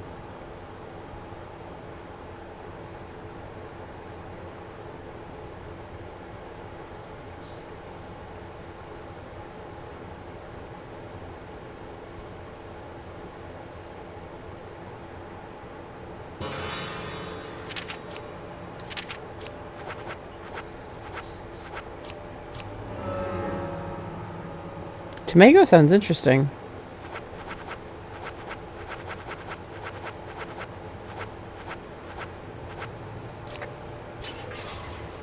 Your friend's mom showed it to all of you, or showed all of you how to make it one summer. That's cool. That sounds tasty.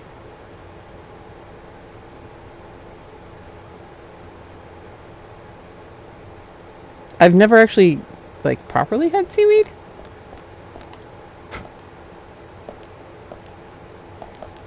So, I'd be willing to give that a shot, actually.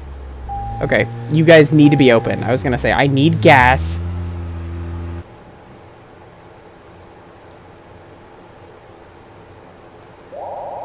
Let me know if you want me to pump it.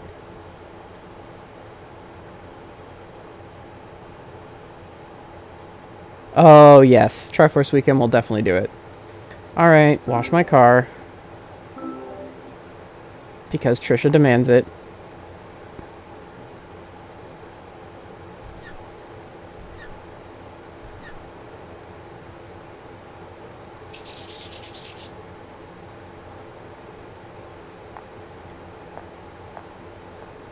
I can't promise we're going to get the special service, Trisha, by the way.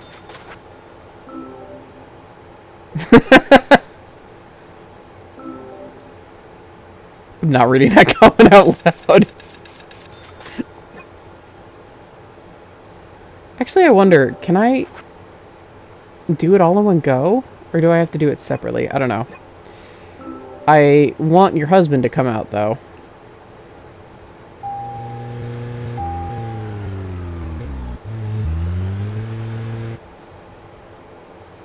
I'll cry, but it's okay. Well, that's just more incentive for you to do it on your playthrough. I mean, as long as Gina comes out, though, I'll do the car wash.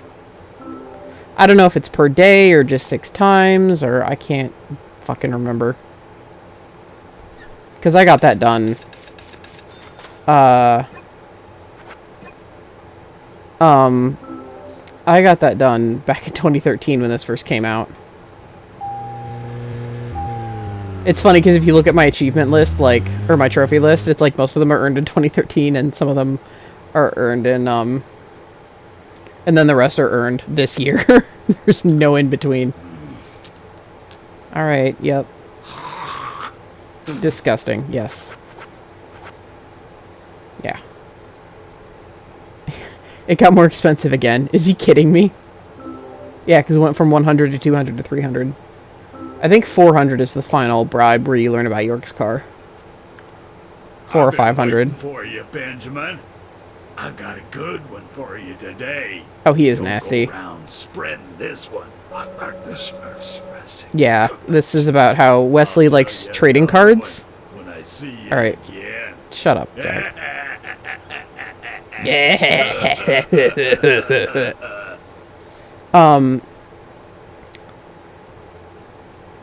Yeah, Wesley will give you stuff for how many trading cards you have. Which is how you get some of the special suits. Other ones you can just buy from the milk barn at certain points in the game. And then one you get by completing all of Sigourney's quests. Yeah, there's Lily on her errands. But, no.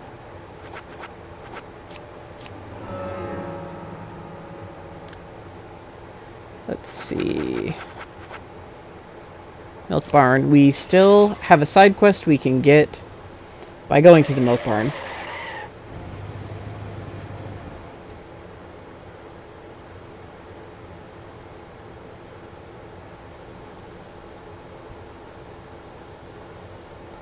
And I want to double check some of the ingredients in my toolbox.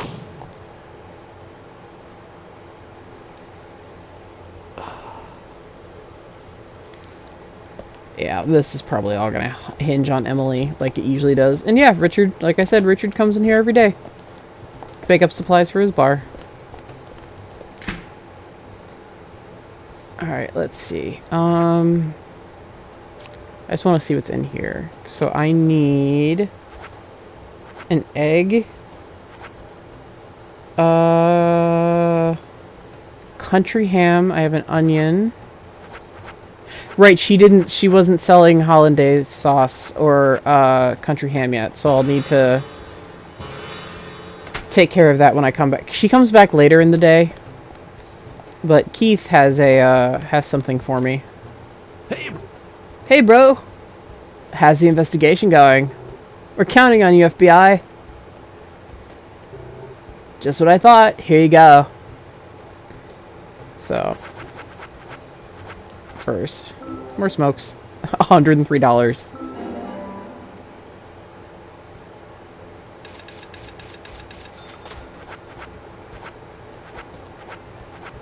Okay, yeah, I need spiritual map A. Hey man, the spot on the map is called Cope's Tunnel. It's one of a couple of places in town where, like, spooky stuff happens. I'll tell you a story, okay, man?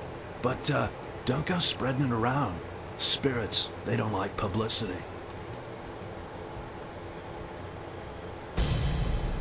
Back when this place was a lumber kingdom, you know, the rockin' 80s, that tunnel was the main connection from the lumber yard to this town. Every day, huge trailers would, like, come in and out. Lots of traffic, dude. Of course, some people were, like, all up in arms. Save our nature, stop pollution, you know. Big business was pushing in here from all over the US of A. Everyone was bickering over the forest. So some of the town people got even more worked up, you know? They started a protest inside the tunnel itself. I guess maybe that was the start of all the bad times. Bad times? Oh yeah, man. Rough stuff and heavy times, man. The conservationists and the lumber workers faced off with each other. Neither side was backing down, and that made things worse. Amid all this chaos, there was a man and a woman who got engaged. Problem was that the man was a lumberjack, and the woman, she was a tree hugger. They rarely ever fought, but then, one morning, they had a lover's quarrel. People think that her love of nature clashed with his profession, but we'll never know what they really were fighting about that morning. The man shouted, he called her an idiot, and then he stormed out and went to work. If only he had known, that would be the last word he would ever say to her.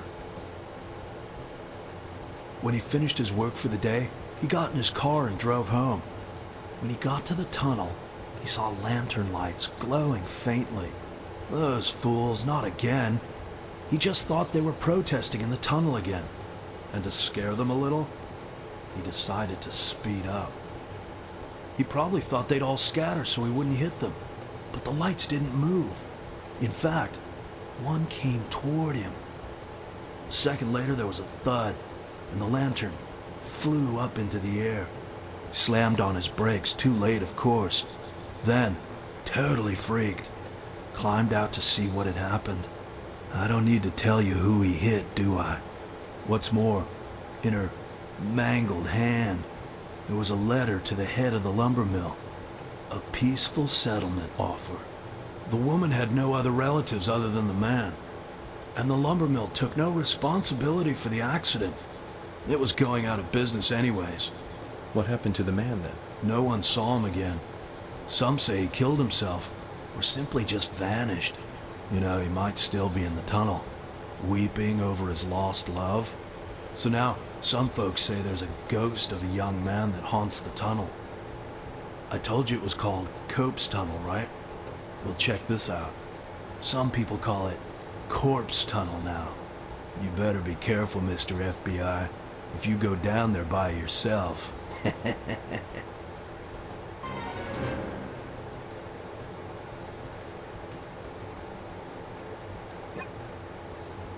That is the calmest you ever see Keith. He likes his folklore, apparently, of the town, which is kind of cool. He and Richard have history, actually. I think if you talk to Richard here, he mentions it. Hey. Oh, man, about Keith. He's never going to grow up. He's 12 years younger than me, but we're like brothers, really. I gave him a load of advice when he started this store, but he ignored all of it, I tell ya. He needs to grow up a little. Man, I get frustrated just by looking at him. Why can't you just leave him alone? Well, you know, we've known each other so darn long, that's why. And Lily and Sally, man, they were our idols back in the day. I never expected Lily to marry a guy 9 years younger than herself, though. Some people, you can't live with them, but you can't live without them. Got that right, yeah. I agree with you, chat. Yeah. So, yeah, Richard and Keith have this kind of, like, adorable big and little brother thing going on. Like, Richard is just exasperated with him, but he can't hate him.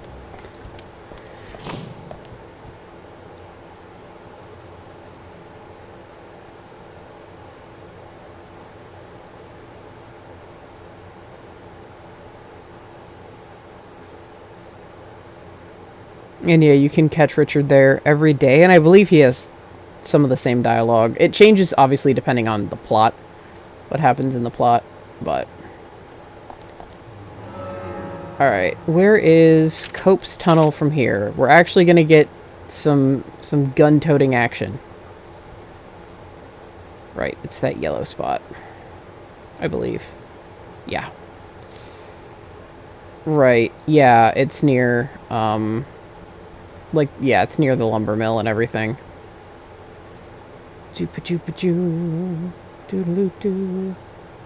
And yeah, see, we didn't have Brian before, but now Brian's in the graveyard. Like, some characters, like the General and Brian, they just don't pop up until after the town meeting.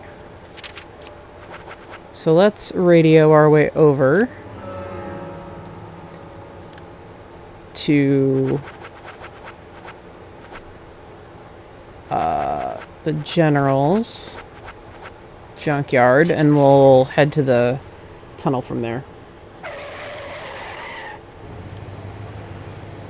I really only have 2 more side quests to do after this, so ideally I would like to just push it a little bit and then just get the next, like, get episode 2 underway.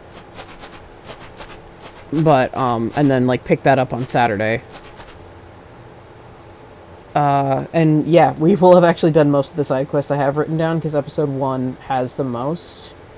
And then episode 2 is split into 2 parts. But yeah, it all depends on the damn, weather. Because we actually do get something really useful out of doing all of Emily's side quests, and it definitely involves more of her character, and since she's a main character, yeah, I'm definitely gonna expound on that.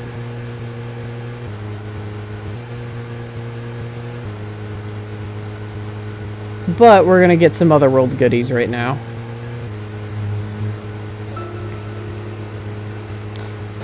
Yeah, once we start episode 2, we're gonna have, we're gonna see who the visitor Polly mentioned is, because remember, we do have someone coming to the hotel that's staying there. She has to prep everything for that.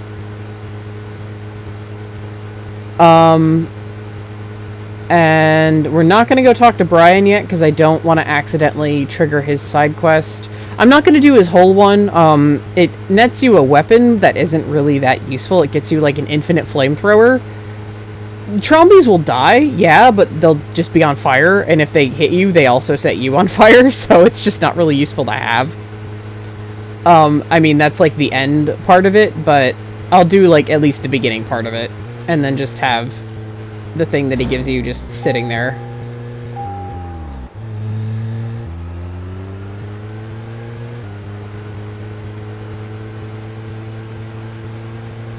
And I'll explain more about Brian there, but I don't want to talk to him yet because those bones are also going to be a part of another side quest that's going to net us another very valuable item.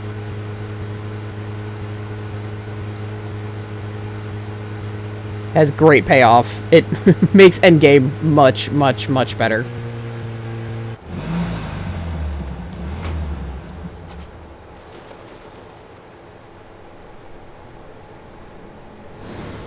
Alright. Change my grip on the controller. That's the famous paranormal place they talked about. Maybe I should give it a shot. Yeah, I'll give it a shot. Just let me crack my knuckles. Whoa! Alright. As usual, Tromby face loading screen is indication of otherworld. Hi, guys.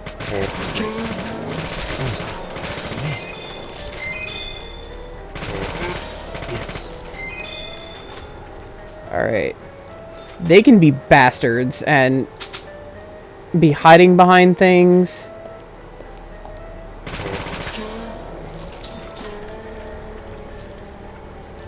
Okay.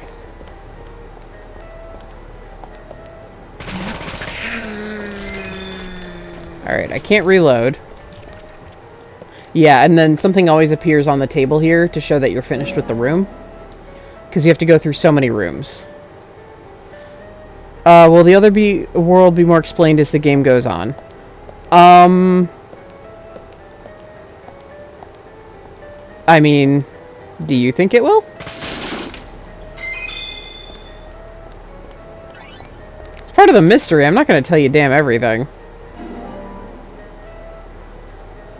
You gotta wait and see.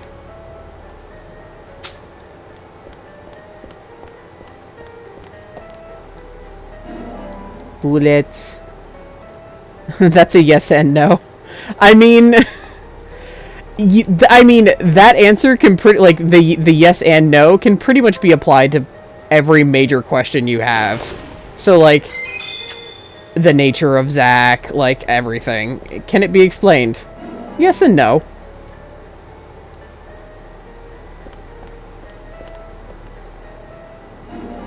Fill up on these first aid kits. Oh, the cool thing is, you know how Fiona mentioned that Usha has like a really big house? Okay, I don't need to clean up my inventory, it's fine. Okay, so we don't want to go in this circle yet. We have not gotten our goodie, so we have to run through this door. Okay, there we go.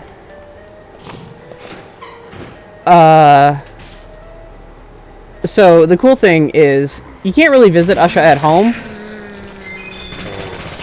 but you can go in his garage, and there is an infinite amount of spawning first aid kits. At least small first aid kits.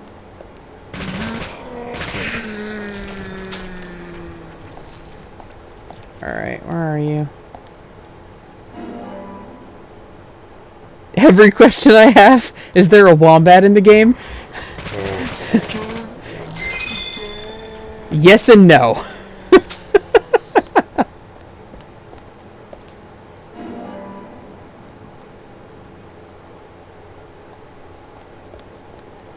First aid kit large. I will take that.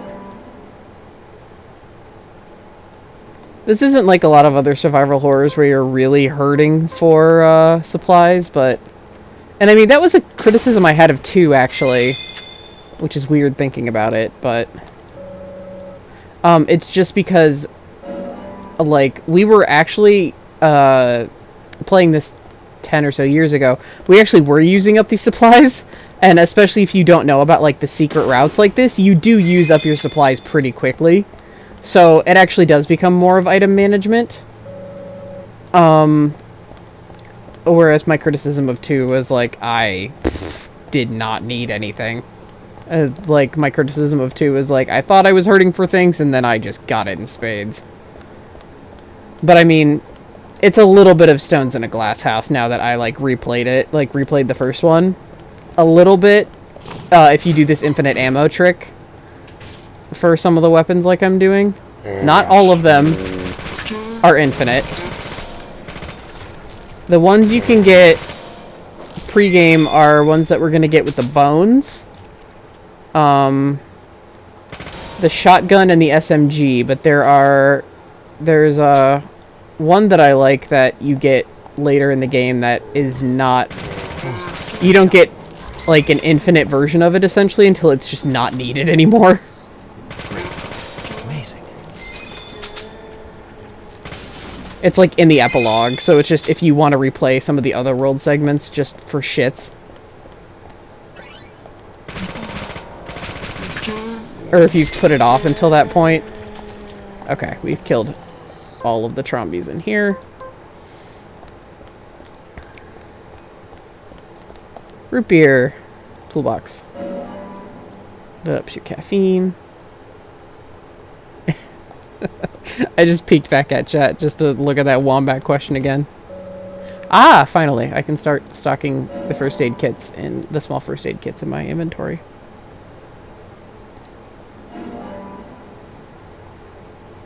Bullets. Nope. Melee weapon. Stabilizer toolbox. I actually should have used stabilizers more liberally my last playthrough. I don't know why I didn't. I was like, I'll just stand here and wait. When I just could have popped a stabilizer. Considering I was at the limit where I couldn't even hoard them in my inventory or my toolbox anymore. Oh shit, I didn't change back to the SMG, did I? Nope, okay.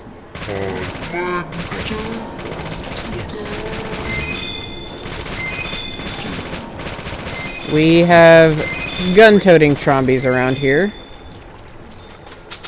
Okay. Alright.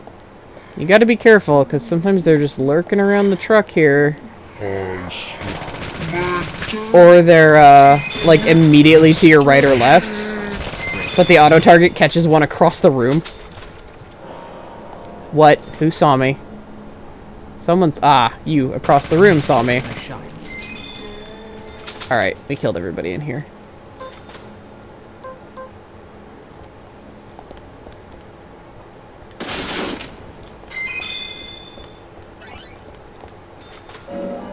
Hoard that. Mission knife, don't need it. Shotgun shells. We'll shove that in our toolbox. Actually, I should have kept them on me, idiot.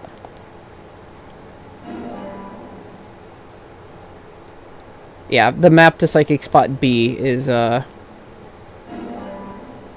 infinite shotgun, but that takes a little while.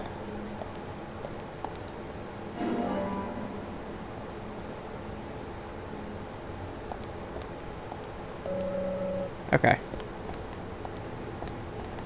Yeah, these were all gun-wielding trombies, and they all have shotguns, so...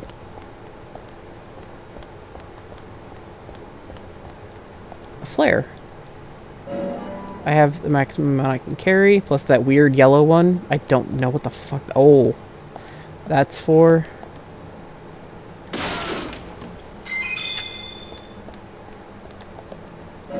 Shove that in my toolbox.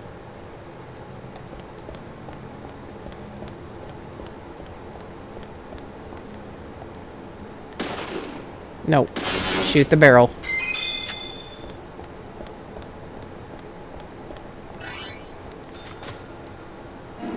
Bullets.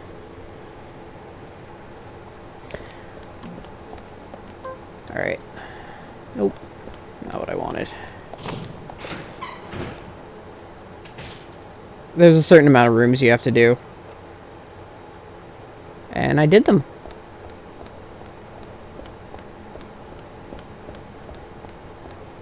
Wasn't sure. Don't have it memorized. Take. So, now that it's red, I have no more need for bullets. So, let's get out of here.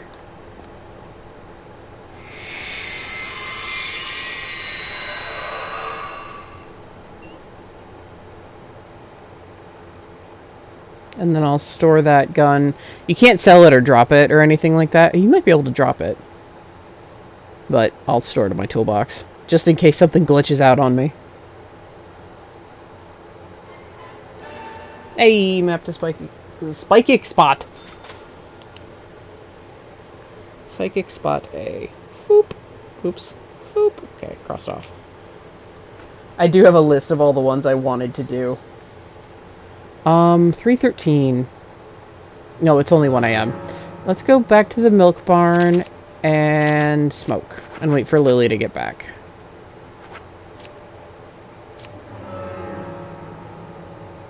I don't know when she gets back, so we'll try around 3 o'clock.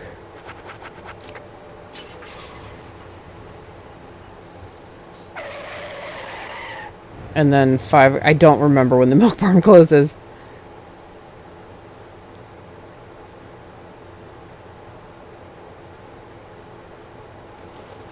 I'm usually able to catch her before her errands. Oh, are you back? Are you leaving? Damn it, Lily.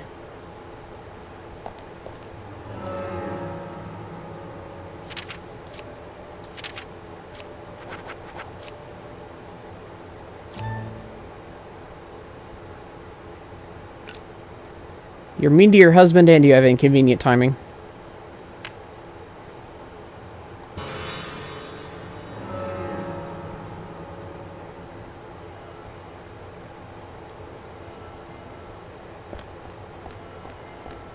Well, the truck isn't there, but I'm still going to check and see if she's back. A real bitch, damn. I wouldn't go that far. I think all the NPCs are charming in their own way, but I was just shocked at, like, how mean she is to Keith. While I'm in here. Okay. Put item away. We're gonna put away... Yes, now we have infinite. Put item away. Yes. Put bullets away. Yes. Okay, and then we'll drop the ones that we don't need.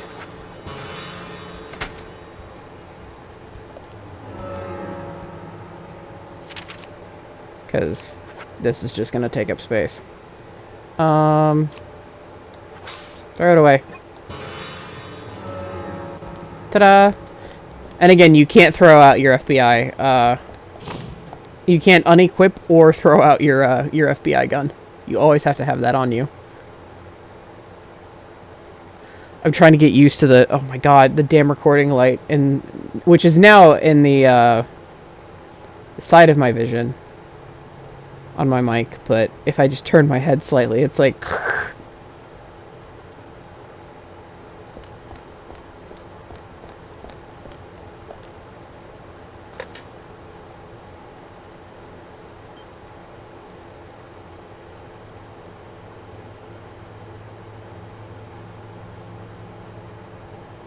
But yeah, there were plenty of playthroughs, side quests I'm not doing. Like Jim's, which is the fishing one. I mean, it's more about catching the fish. Jim becomes more open to you, like, post-game. Oh, I didn't want to use the radio. Good lord. That's just a habit.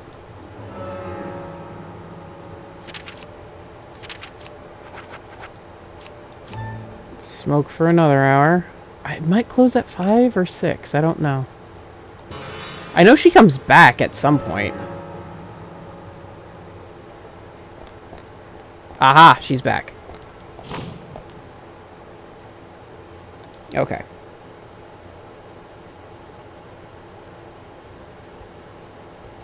So let's see here.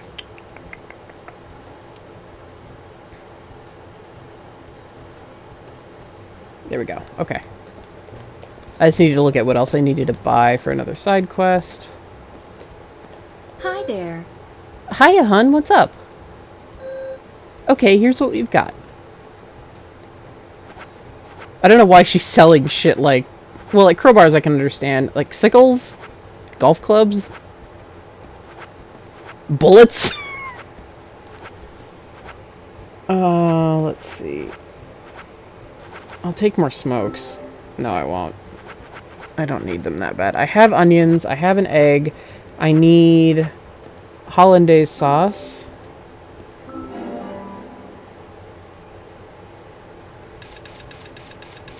And country ham.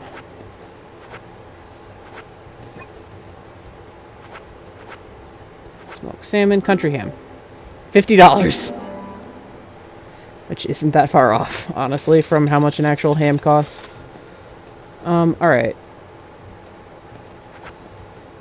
And then we've got enough stuff in our toolbox to hold us over if we need it.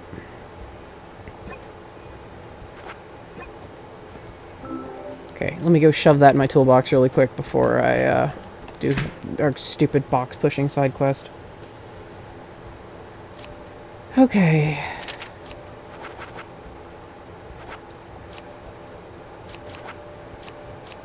Okay.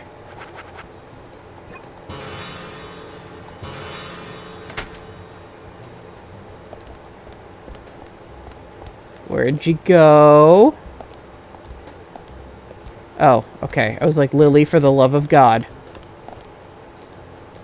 Hi there. Hi, Agent York. Do you have a moment or two? Well, maybe just one if you need something. What's up? Actually, I've got another favor to ask you. What kind of favor? We don't have room in our storage for the new shipments that came in today. I know you just tidied it up, but I was wondering if you could help again. Of course I'll reward you again. This time with our silver card. How is this different from the last one? You get a bigger discount than the bronze card. That means even more savings. I see. That sounds like a fair deal. What do you think, Zach? I mean, I don't want to do it, but yeah. Thank you, hon. The storage room is this way. I'm going to be doing all 3 part-time job ones before we get to a certain point in the game. Because we need it before a certain point in the game. Okay, move box number 2 up 1 square. Okay, I was gonna say York, please. Move box number 3 down 1 square. It's labeled on my guide here. Okay, box number 1 to the right 1 square. Oi. York. You to push. Push. Okay. Move box number 2 up 1 square and then push it to the yellow square in the top left corner. Alright.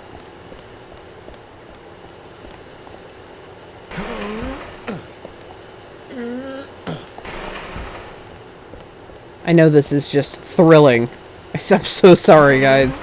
I was sitting there going through the side quest like, do I really? And then I'm like, but that melee weapon, yes, I do. It's going to make gameplay a lot easier. So this is seriously going to help us in the long run. Move box number 1 up 2 squares. Okay, into the top yellow square in the middle. Ah. You can vaguely see it on the floor. So 1. I don't want to hold down X because he keeps pushing, and I don't want to make him push to the point where I have to reset. Alright. Then move box number 3 down 1 square.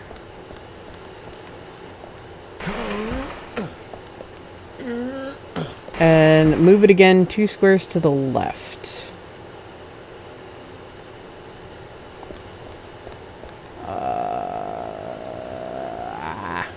Okay, yep, right over there. Yeah, it's exhilarating, right? Yeah, you're gonna have to do this too if you want the best melee weapon in the game. Good work, Agent York. I knew I could count on you. Oh, it wasn't that difficult. We were taught in school that the police are there to help the people. It turns out they were right. Here's your reward then. I'll exchange your bronze card for a silver card. I'm FBI. I'm a rank above the police, you know. There aren't that many people in this town that have one of those. It's a pretty rare item to have. So it's a real treasure. I'll be sure to keep it safe then. Could you sound should use it to buy a gift for that any special more someone, sarcastic? or give you a big discount. Unfortunately, I don't have anyone to give such a gift to. Really? Come on. Well, anyway, be sure to come by again.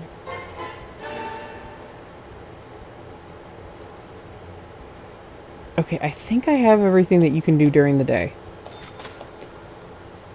Or not during the day, while it's not raining. Double checking really quick. Scrolling up and down. Yes, I do. So now we just need to wait for the damn fucking thing to rain. So we'll pop over to Emily's house and hope that it rains. There was something. What to do if it doesn't rain. Head over to the diner and talk to George, Emily, and Thomas to take dinner with them and kill some time. Yeah.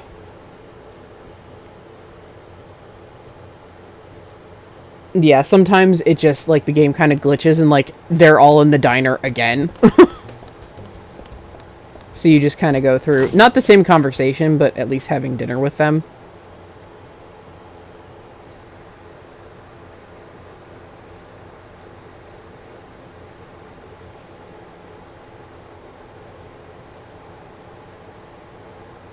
So let's pop on over to Emily's house. See if the forecast was right, and creep. I don't remember when she gets home.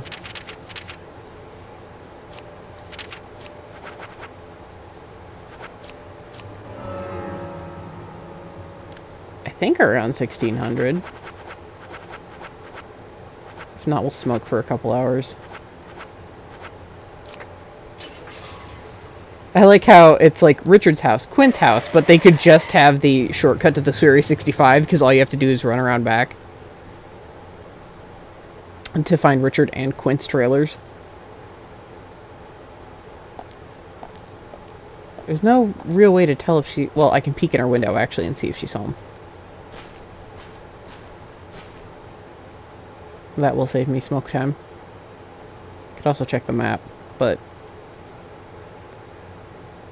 Because, like, she's always home. It just depends on if she's, like, she's either on an exercise bike or, like, practicing martial arts in, like, a sundress. And it's pretty funny.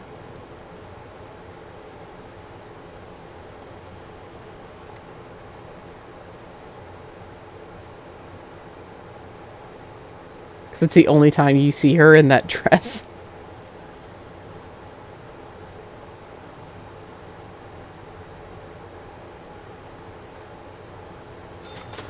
Hey, I got paid $17 for being a fucking creep.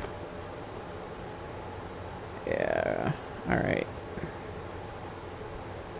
Lysander's Junkyard, Heaven and Hell. Okay, so yeah, it hasn't closed yet.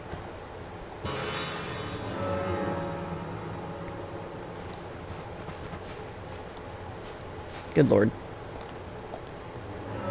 Okay, I'll smoke until like 8. That's a good... Oh, because it's only 4 o'clock, idiot. Okay. No, I think it's like 6 or something that she's home. Yeah, 1800, yes. I'm remembering that more. The things convert in my head weird because I have to sit there and convert military time into real person time. And it just doesn't sit in my head well. Keith is at the milk barn. Lily went to pick up the kids. It's interesting because you really do start to, just because everybody does have these daily habits, you do start to think of, just the Galaxy of Terror? Like, I know Thomas is there because he's bartending. She never goes there. What the fuck? She could be taking a shortcut, maybe? Sometimes if you smoke, you also catch people mid-action, like they're, like, going home. Let's try an hour later. Yeah, I know you're hungry, buddy.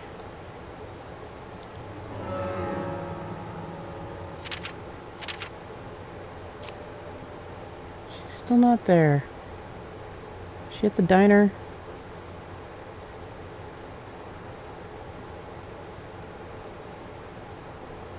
Yeah, she's not at the... Yeah, okay, they're all at the diner, because usually Thomas is bartending by that point. Okay.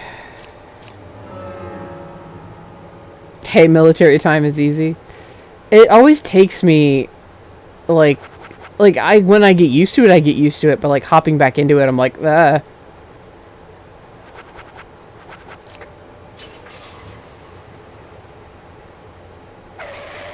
So it's true. It is easy, like, once you're used to it. I'm just... Whew, I just kind of gotta hop back into it. Potato.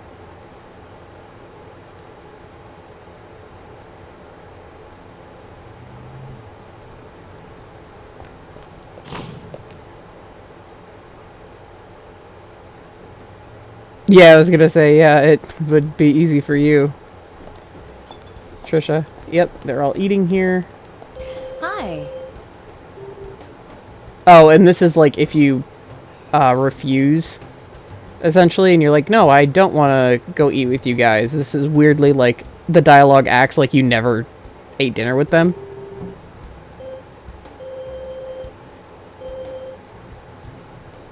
Yeah, let's kill time and get food in me. You just don't get that special conversation. Or maybe you do, but since it registers that I already did eat with them, it just doesn't play it again. I don't know. Either way, it's refilled my food. With York eating nothing. They don't have any plates. So York was digging his fork into the table. Oh, you prefer to use military time? I did not know that.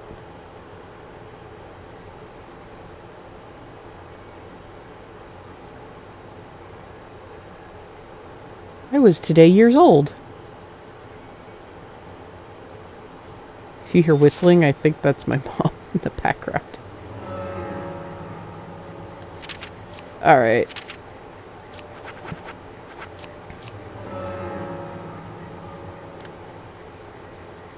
My sweet home.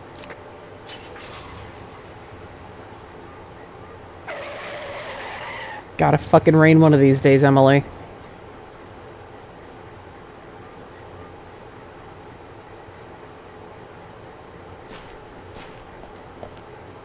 Every language I've learned uses that. Oh!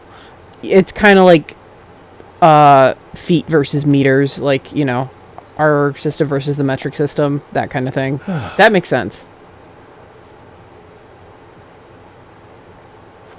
That we would have a fucked up thing compared to the rest of the world. 2100 is 9 o'clock, so 12 hours. Yeah, I remember certain bits of military time. Like, I remember 1300 is 1 o'clock. I remember 2100 is 9 o'clock. It's just, like, certain hours I need to convert. Yeah, it's very dirty, I know. Change. Yes.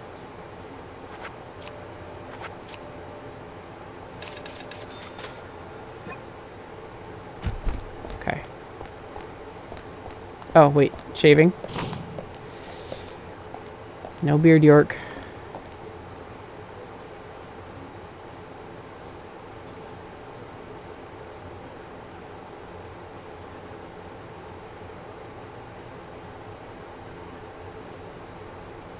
Thrilling. Thank you for that bizarre camera angle where I couldn't move at all, York. I don't get a bonus for shaving? Really? Or trendy clothes? I think after a while the game kind of gives up on giving you bonuses because they're like, for the love of God, advance the plot.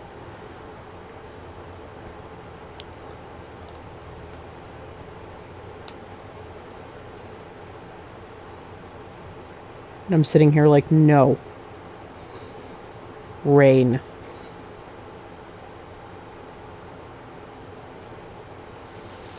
Ooh.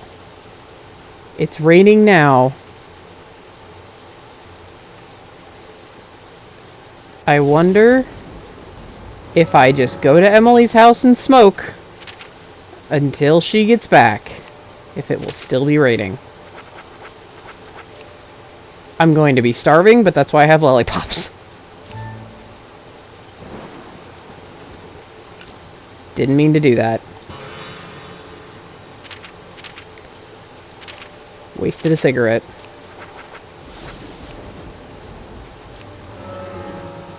Because I think going to that lunch is actually what funked up the weather.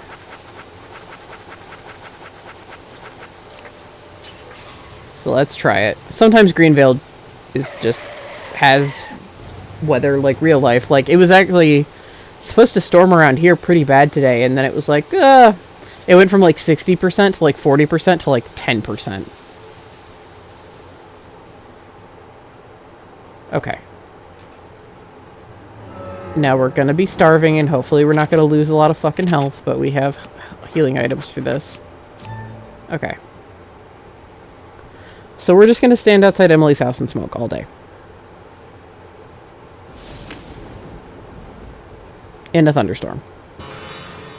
Oh, I guess he's hungry. Why did you stop that? The game did it, not me. I guess because he's hungry.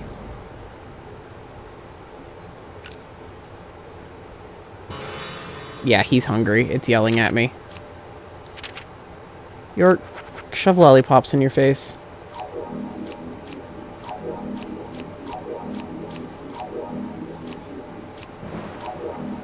There. Stop making me waste my cigarettes.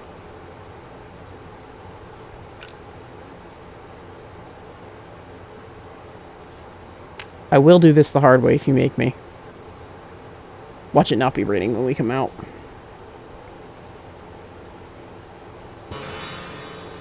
$1,600. I have 2 more hours.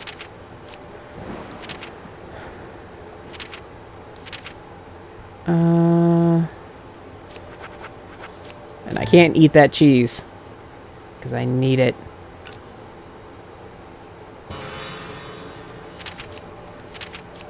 I never had a problem with the game auto-stopping me before, but it is really insistent that I eat.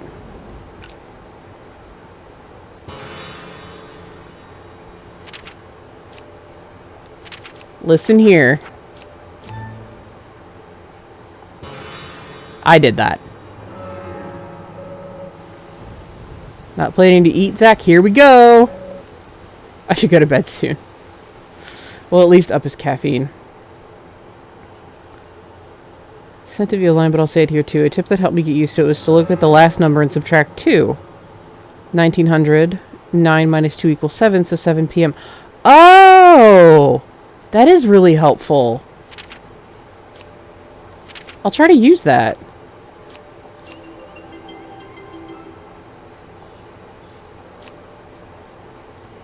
I'll definitely try to use that in the future. Okay, so now that we're in Emily's house, we're going to snoop a little bit. We're going to save. Because we're actually in here. And we're going to do a little bit of snooping that we don't, or so we don't have to later. But there are just some things to observe in her house.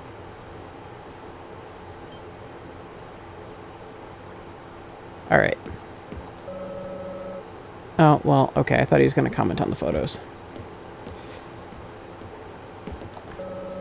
Probably shouldn't try to get in here. He comments about certain things. So I just kind of have to wander. Yeah, usually you can see her biking here or working out in front of this mirror. She really seems to like watching TV. You were never interested in soap operas, were you, Zach? Agent Honor. And you noticed that Emily had a lot of candy at her desk, so... More sweets. This time it's a jar full of candies. Hansel and Gretel, Zach? A photo of a man holding a baby. Could this be Emily as a kid?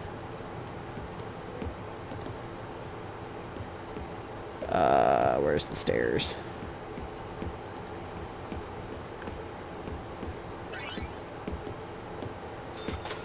Okay, there's some doors we can go in, I believe. Probably shouldn't try to get in here. No, we can't. A picture of Emily and her father. She in her deputy uniform. She looks young and innocent, probably just starting on the job. Yeah, and you can see it right there. And you can see Emily graduating high school. And her and her dad. Like, I will give them credit. They actually made the effort to put all the pictures in there. Oh, trading card. Emily Wyatt.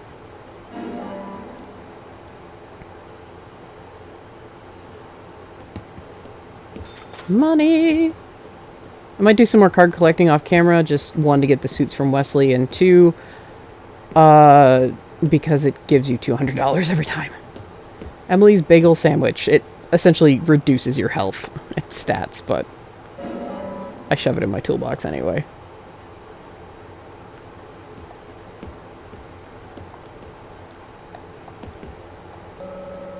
A huge stockpile of sweets, all the same kind, even though, you know, you're investigating an empty seat here. A family portrait. The little girl here must be Emily. She has her father's eyes, Zach.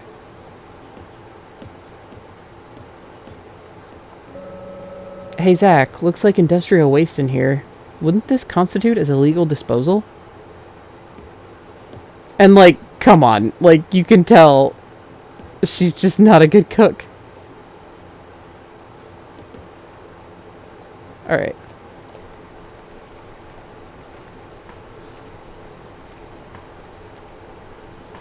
So, how's the chemistry experiment coming along? An experiment? I'm doing my best to learn how to cook better, thank you very much. Sorry if I touched a nerve. I just couldn't resist it. Well, anyways, how about trying a taste for me then? You mean a taste of this? Well, I think it came out pretty good. But I want to hear other people's opinions so I can improve my cooking. So come on, please. This is shocking, Zach. She's serious.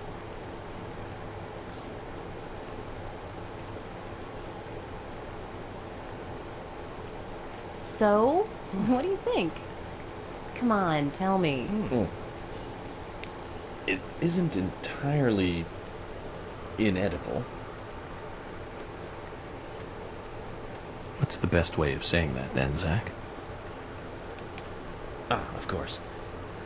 It tastes like a nice try. Emily, no need to get so depressed. This dish just needs one more ingredient. You need a certain fermented dairy product, and this will be perfect. A dairy product?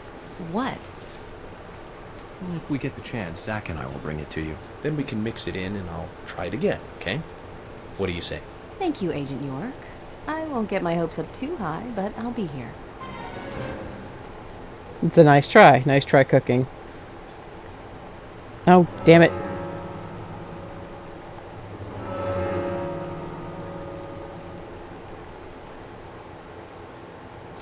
So, something to point out. Remember when I went to the A&G diner?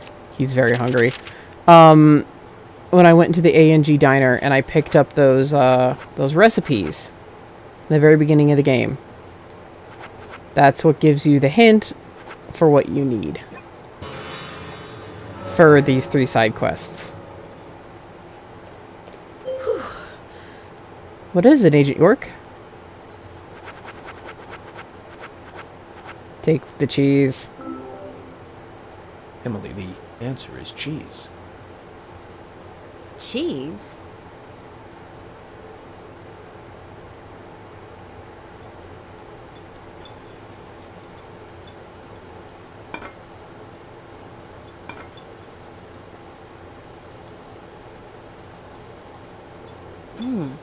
This does taste good. Like something Thomas made. I agree it's good, but this isn't in the same league with Thomas's cooking. His cooking is so precise, so delicate. I'm looking for an example here. It's like listening to classical music during tea time on a holiday afternoon. This, however, is far more wild and running free. The two are opposite poles, really. Making yours, like... Anyway, both are edible, and that's the point I'm trying to make. Nice. Enough. But how did you know the cheese was the answer? I was looking at the ingredients, and it hit me. Milk, macaroni, flour, butter. You were trying to make macaroni and cheese, right? Macaroni and cheese? Of course not. It's Italian beef stew. Zach, have you ever heard of a beef stew with no beef in it? I certainly haven't. At least not until today.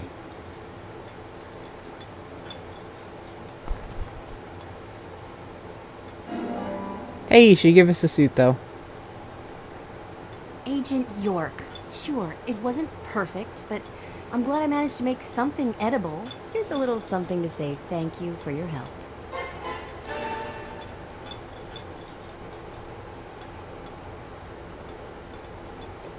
I don't think York's hunger actually recovers from that either. Nope. Unlike every other time you go through an eating scene. Which I think is hilarious.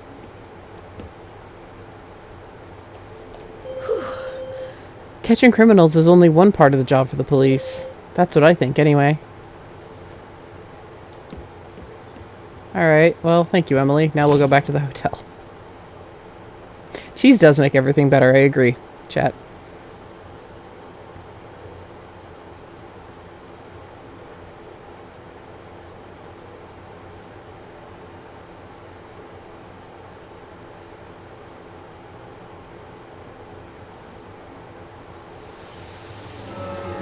Alright. Time to finish episode 1.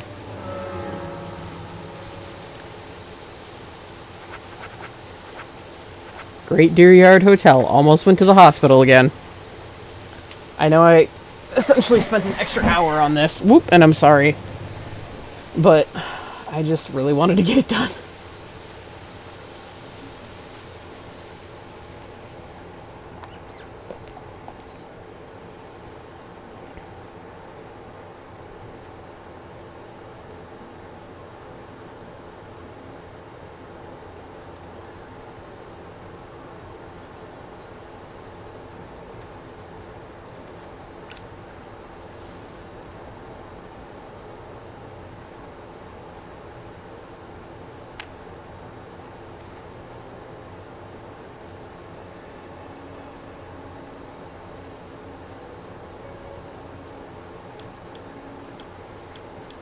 Okay then, Zach. Let's go back over our progress. First, the victim, Anna's death. She was found hanging from a tree in the forest. She was cut open with a knife from her chest down to her stomach. That was the direct cause of death. The strangulation marks and skull fracture were caused after death. Her tongue was also bit off. I found something inside her mouth. Do you remember what that was, Zach? It was a seed. That's what brought us here in the first place. That's right. We found the same red seed in her mouth. According to Emily, it was raining when Anna was killed, but traces of tears were still evident on her face. Which means the perpetrator killed Anna under our roof in the lumber room, and then carried her body into the woods after it stopped raining. We found numerous important pieces of evidence at the site of the crime. A total of 4 things. Knee prints in the grass, a wood chip of metal dust, a photo of a man with a tattoo on his back, and one other thing. Do you remember what that was, Zach? It's a broken stiletto heel, because we're looking for Miss Stiletto Heel. That's right, a broken stiletto heel. Aligning this with the other evidence suggests that 2 people came into contact with Anna's body prior to it being discovered by us. Those being the perpetrator who killed Anna and Miss Stiletto heel. There is also the possibility that a third party carried Anna to the woods. That means we could be dealing with 3 people. 2 or 3 people. In any case, Miss Stiletto heel may have vital information. We need to find her next. We didn't use forensic methods, but we're still closing in on the criminal.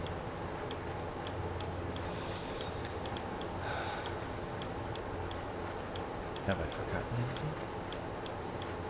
Ah, of course.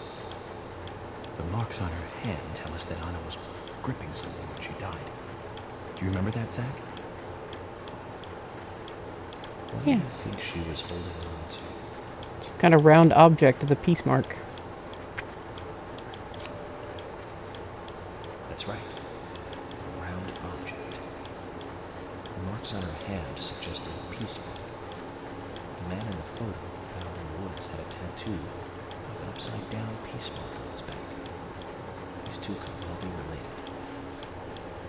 But we don't know for sure. Next, the town folk. A few are worthy of special attention.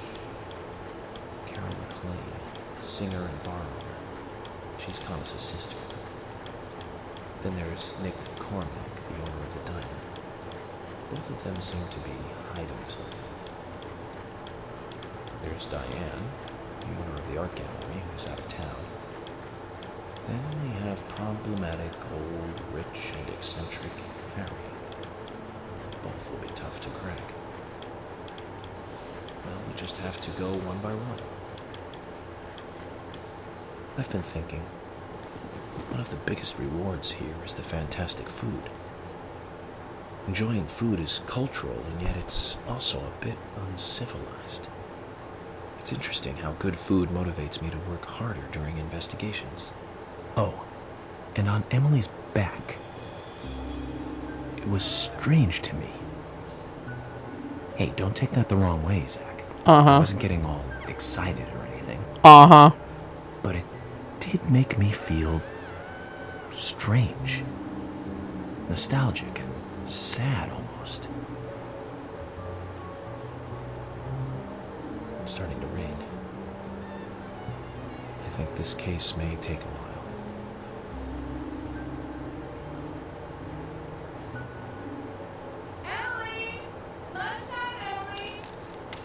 I'll eat later. You'll eat right now, young lady. You need to listen to your mother. I want to hear the rest of the story. Eat your lunch, then take a nap. Then I'll tell you the rest. But I want to hear it now. There's no need to rush things. You must live your life at the pace that is right for you. Honey, are you coming?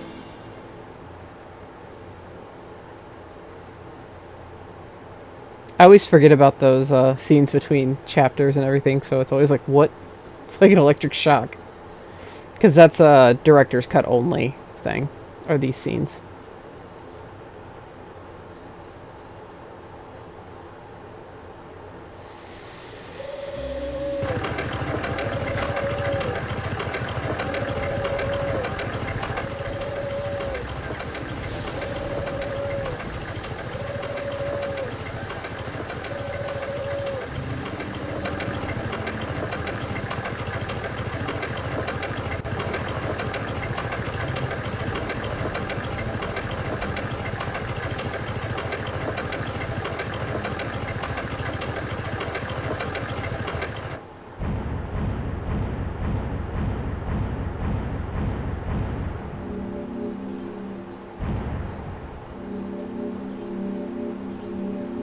Alright, we've been playing for 9 hours.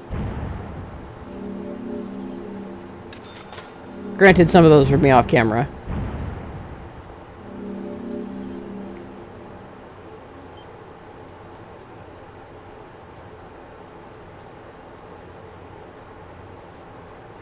And then one more short sequence to go through before I'll save. Just because I don't know if it'll load this sequence or not. If I, you know, just like quit the game from here.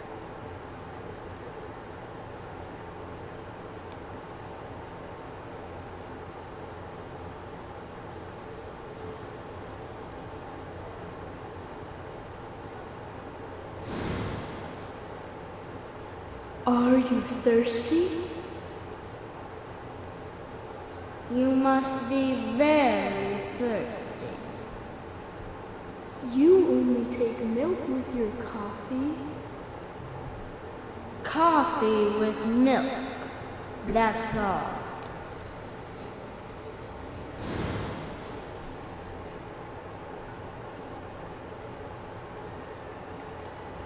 They did mention that Anna dyed her hair, so it's not weird that she has brown hair here.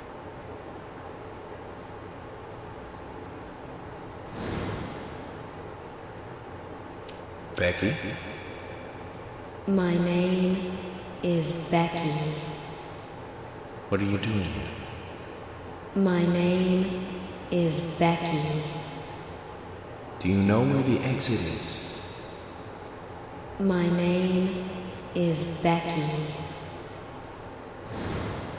After your throat is quenched, you must do what you must do.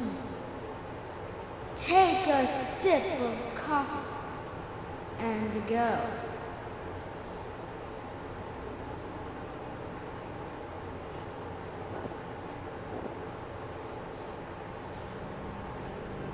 Uh-huh.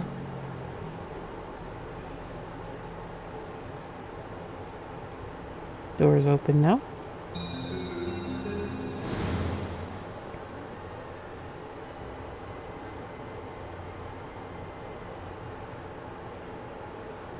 They were very much going for Red Lodge vibes. Or not Red Lodge, Red Room vibes, Black Lodge vibes. Red Lodge, Jesus. Chocolate chip cookie. I'll take it and snarf it as soon as I wake up because I'll be fucking starving.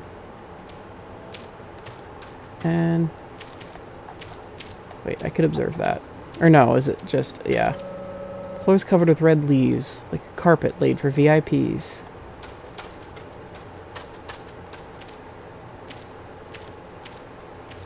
York, open.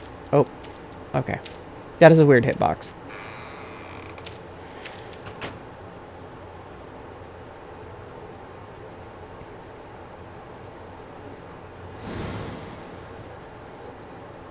Now we're in a white room. With mannequins. And water.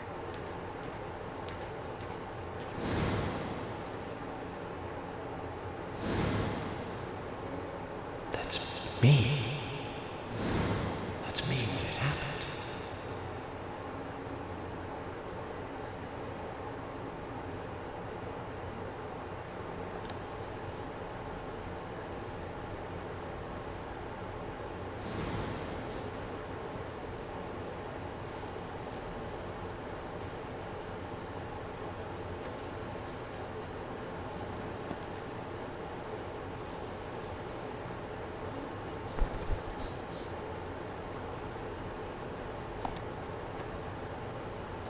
Zach, this case looks like it's directly related to us.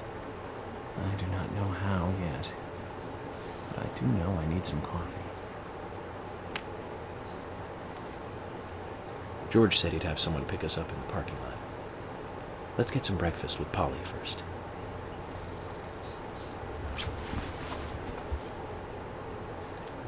Alright, just for the love of God, shove that cookie in your face before you die. There we go.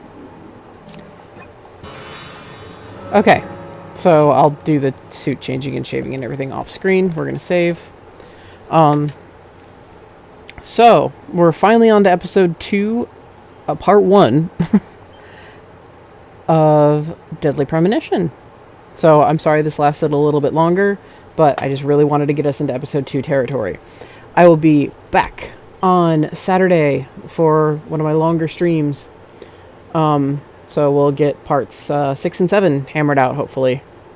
I can't really remember what's next on the docket. So, yeah, I'm glad you enjoyed. There will be less side quests, but there will still be the infuriating hoping it rains crap for Emily's stuff. But, yeah, everything working. I'll see you guys on Saturday. And for all of you watching this on YouTube, and for you guys watching on stream, take it easy.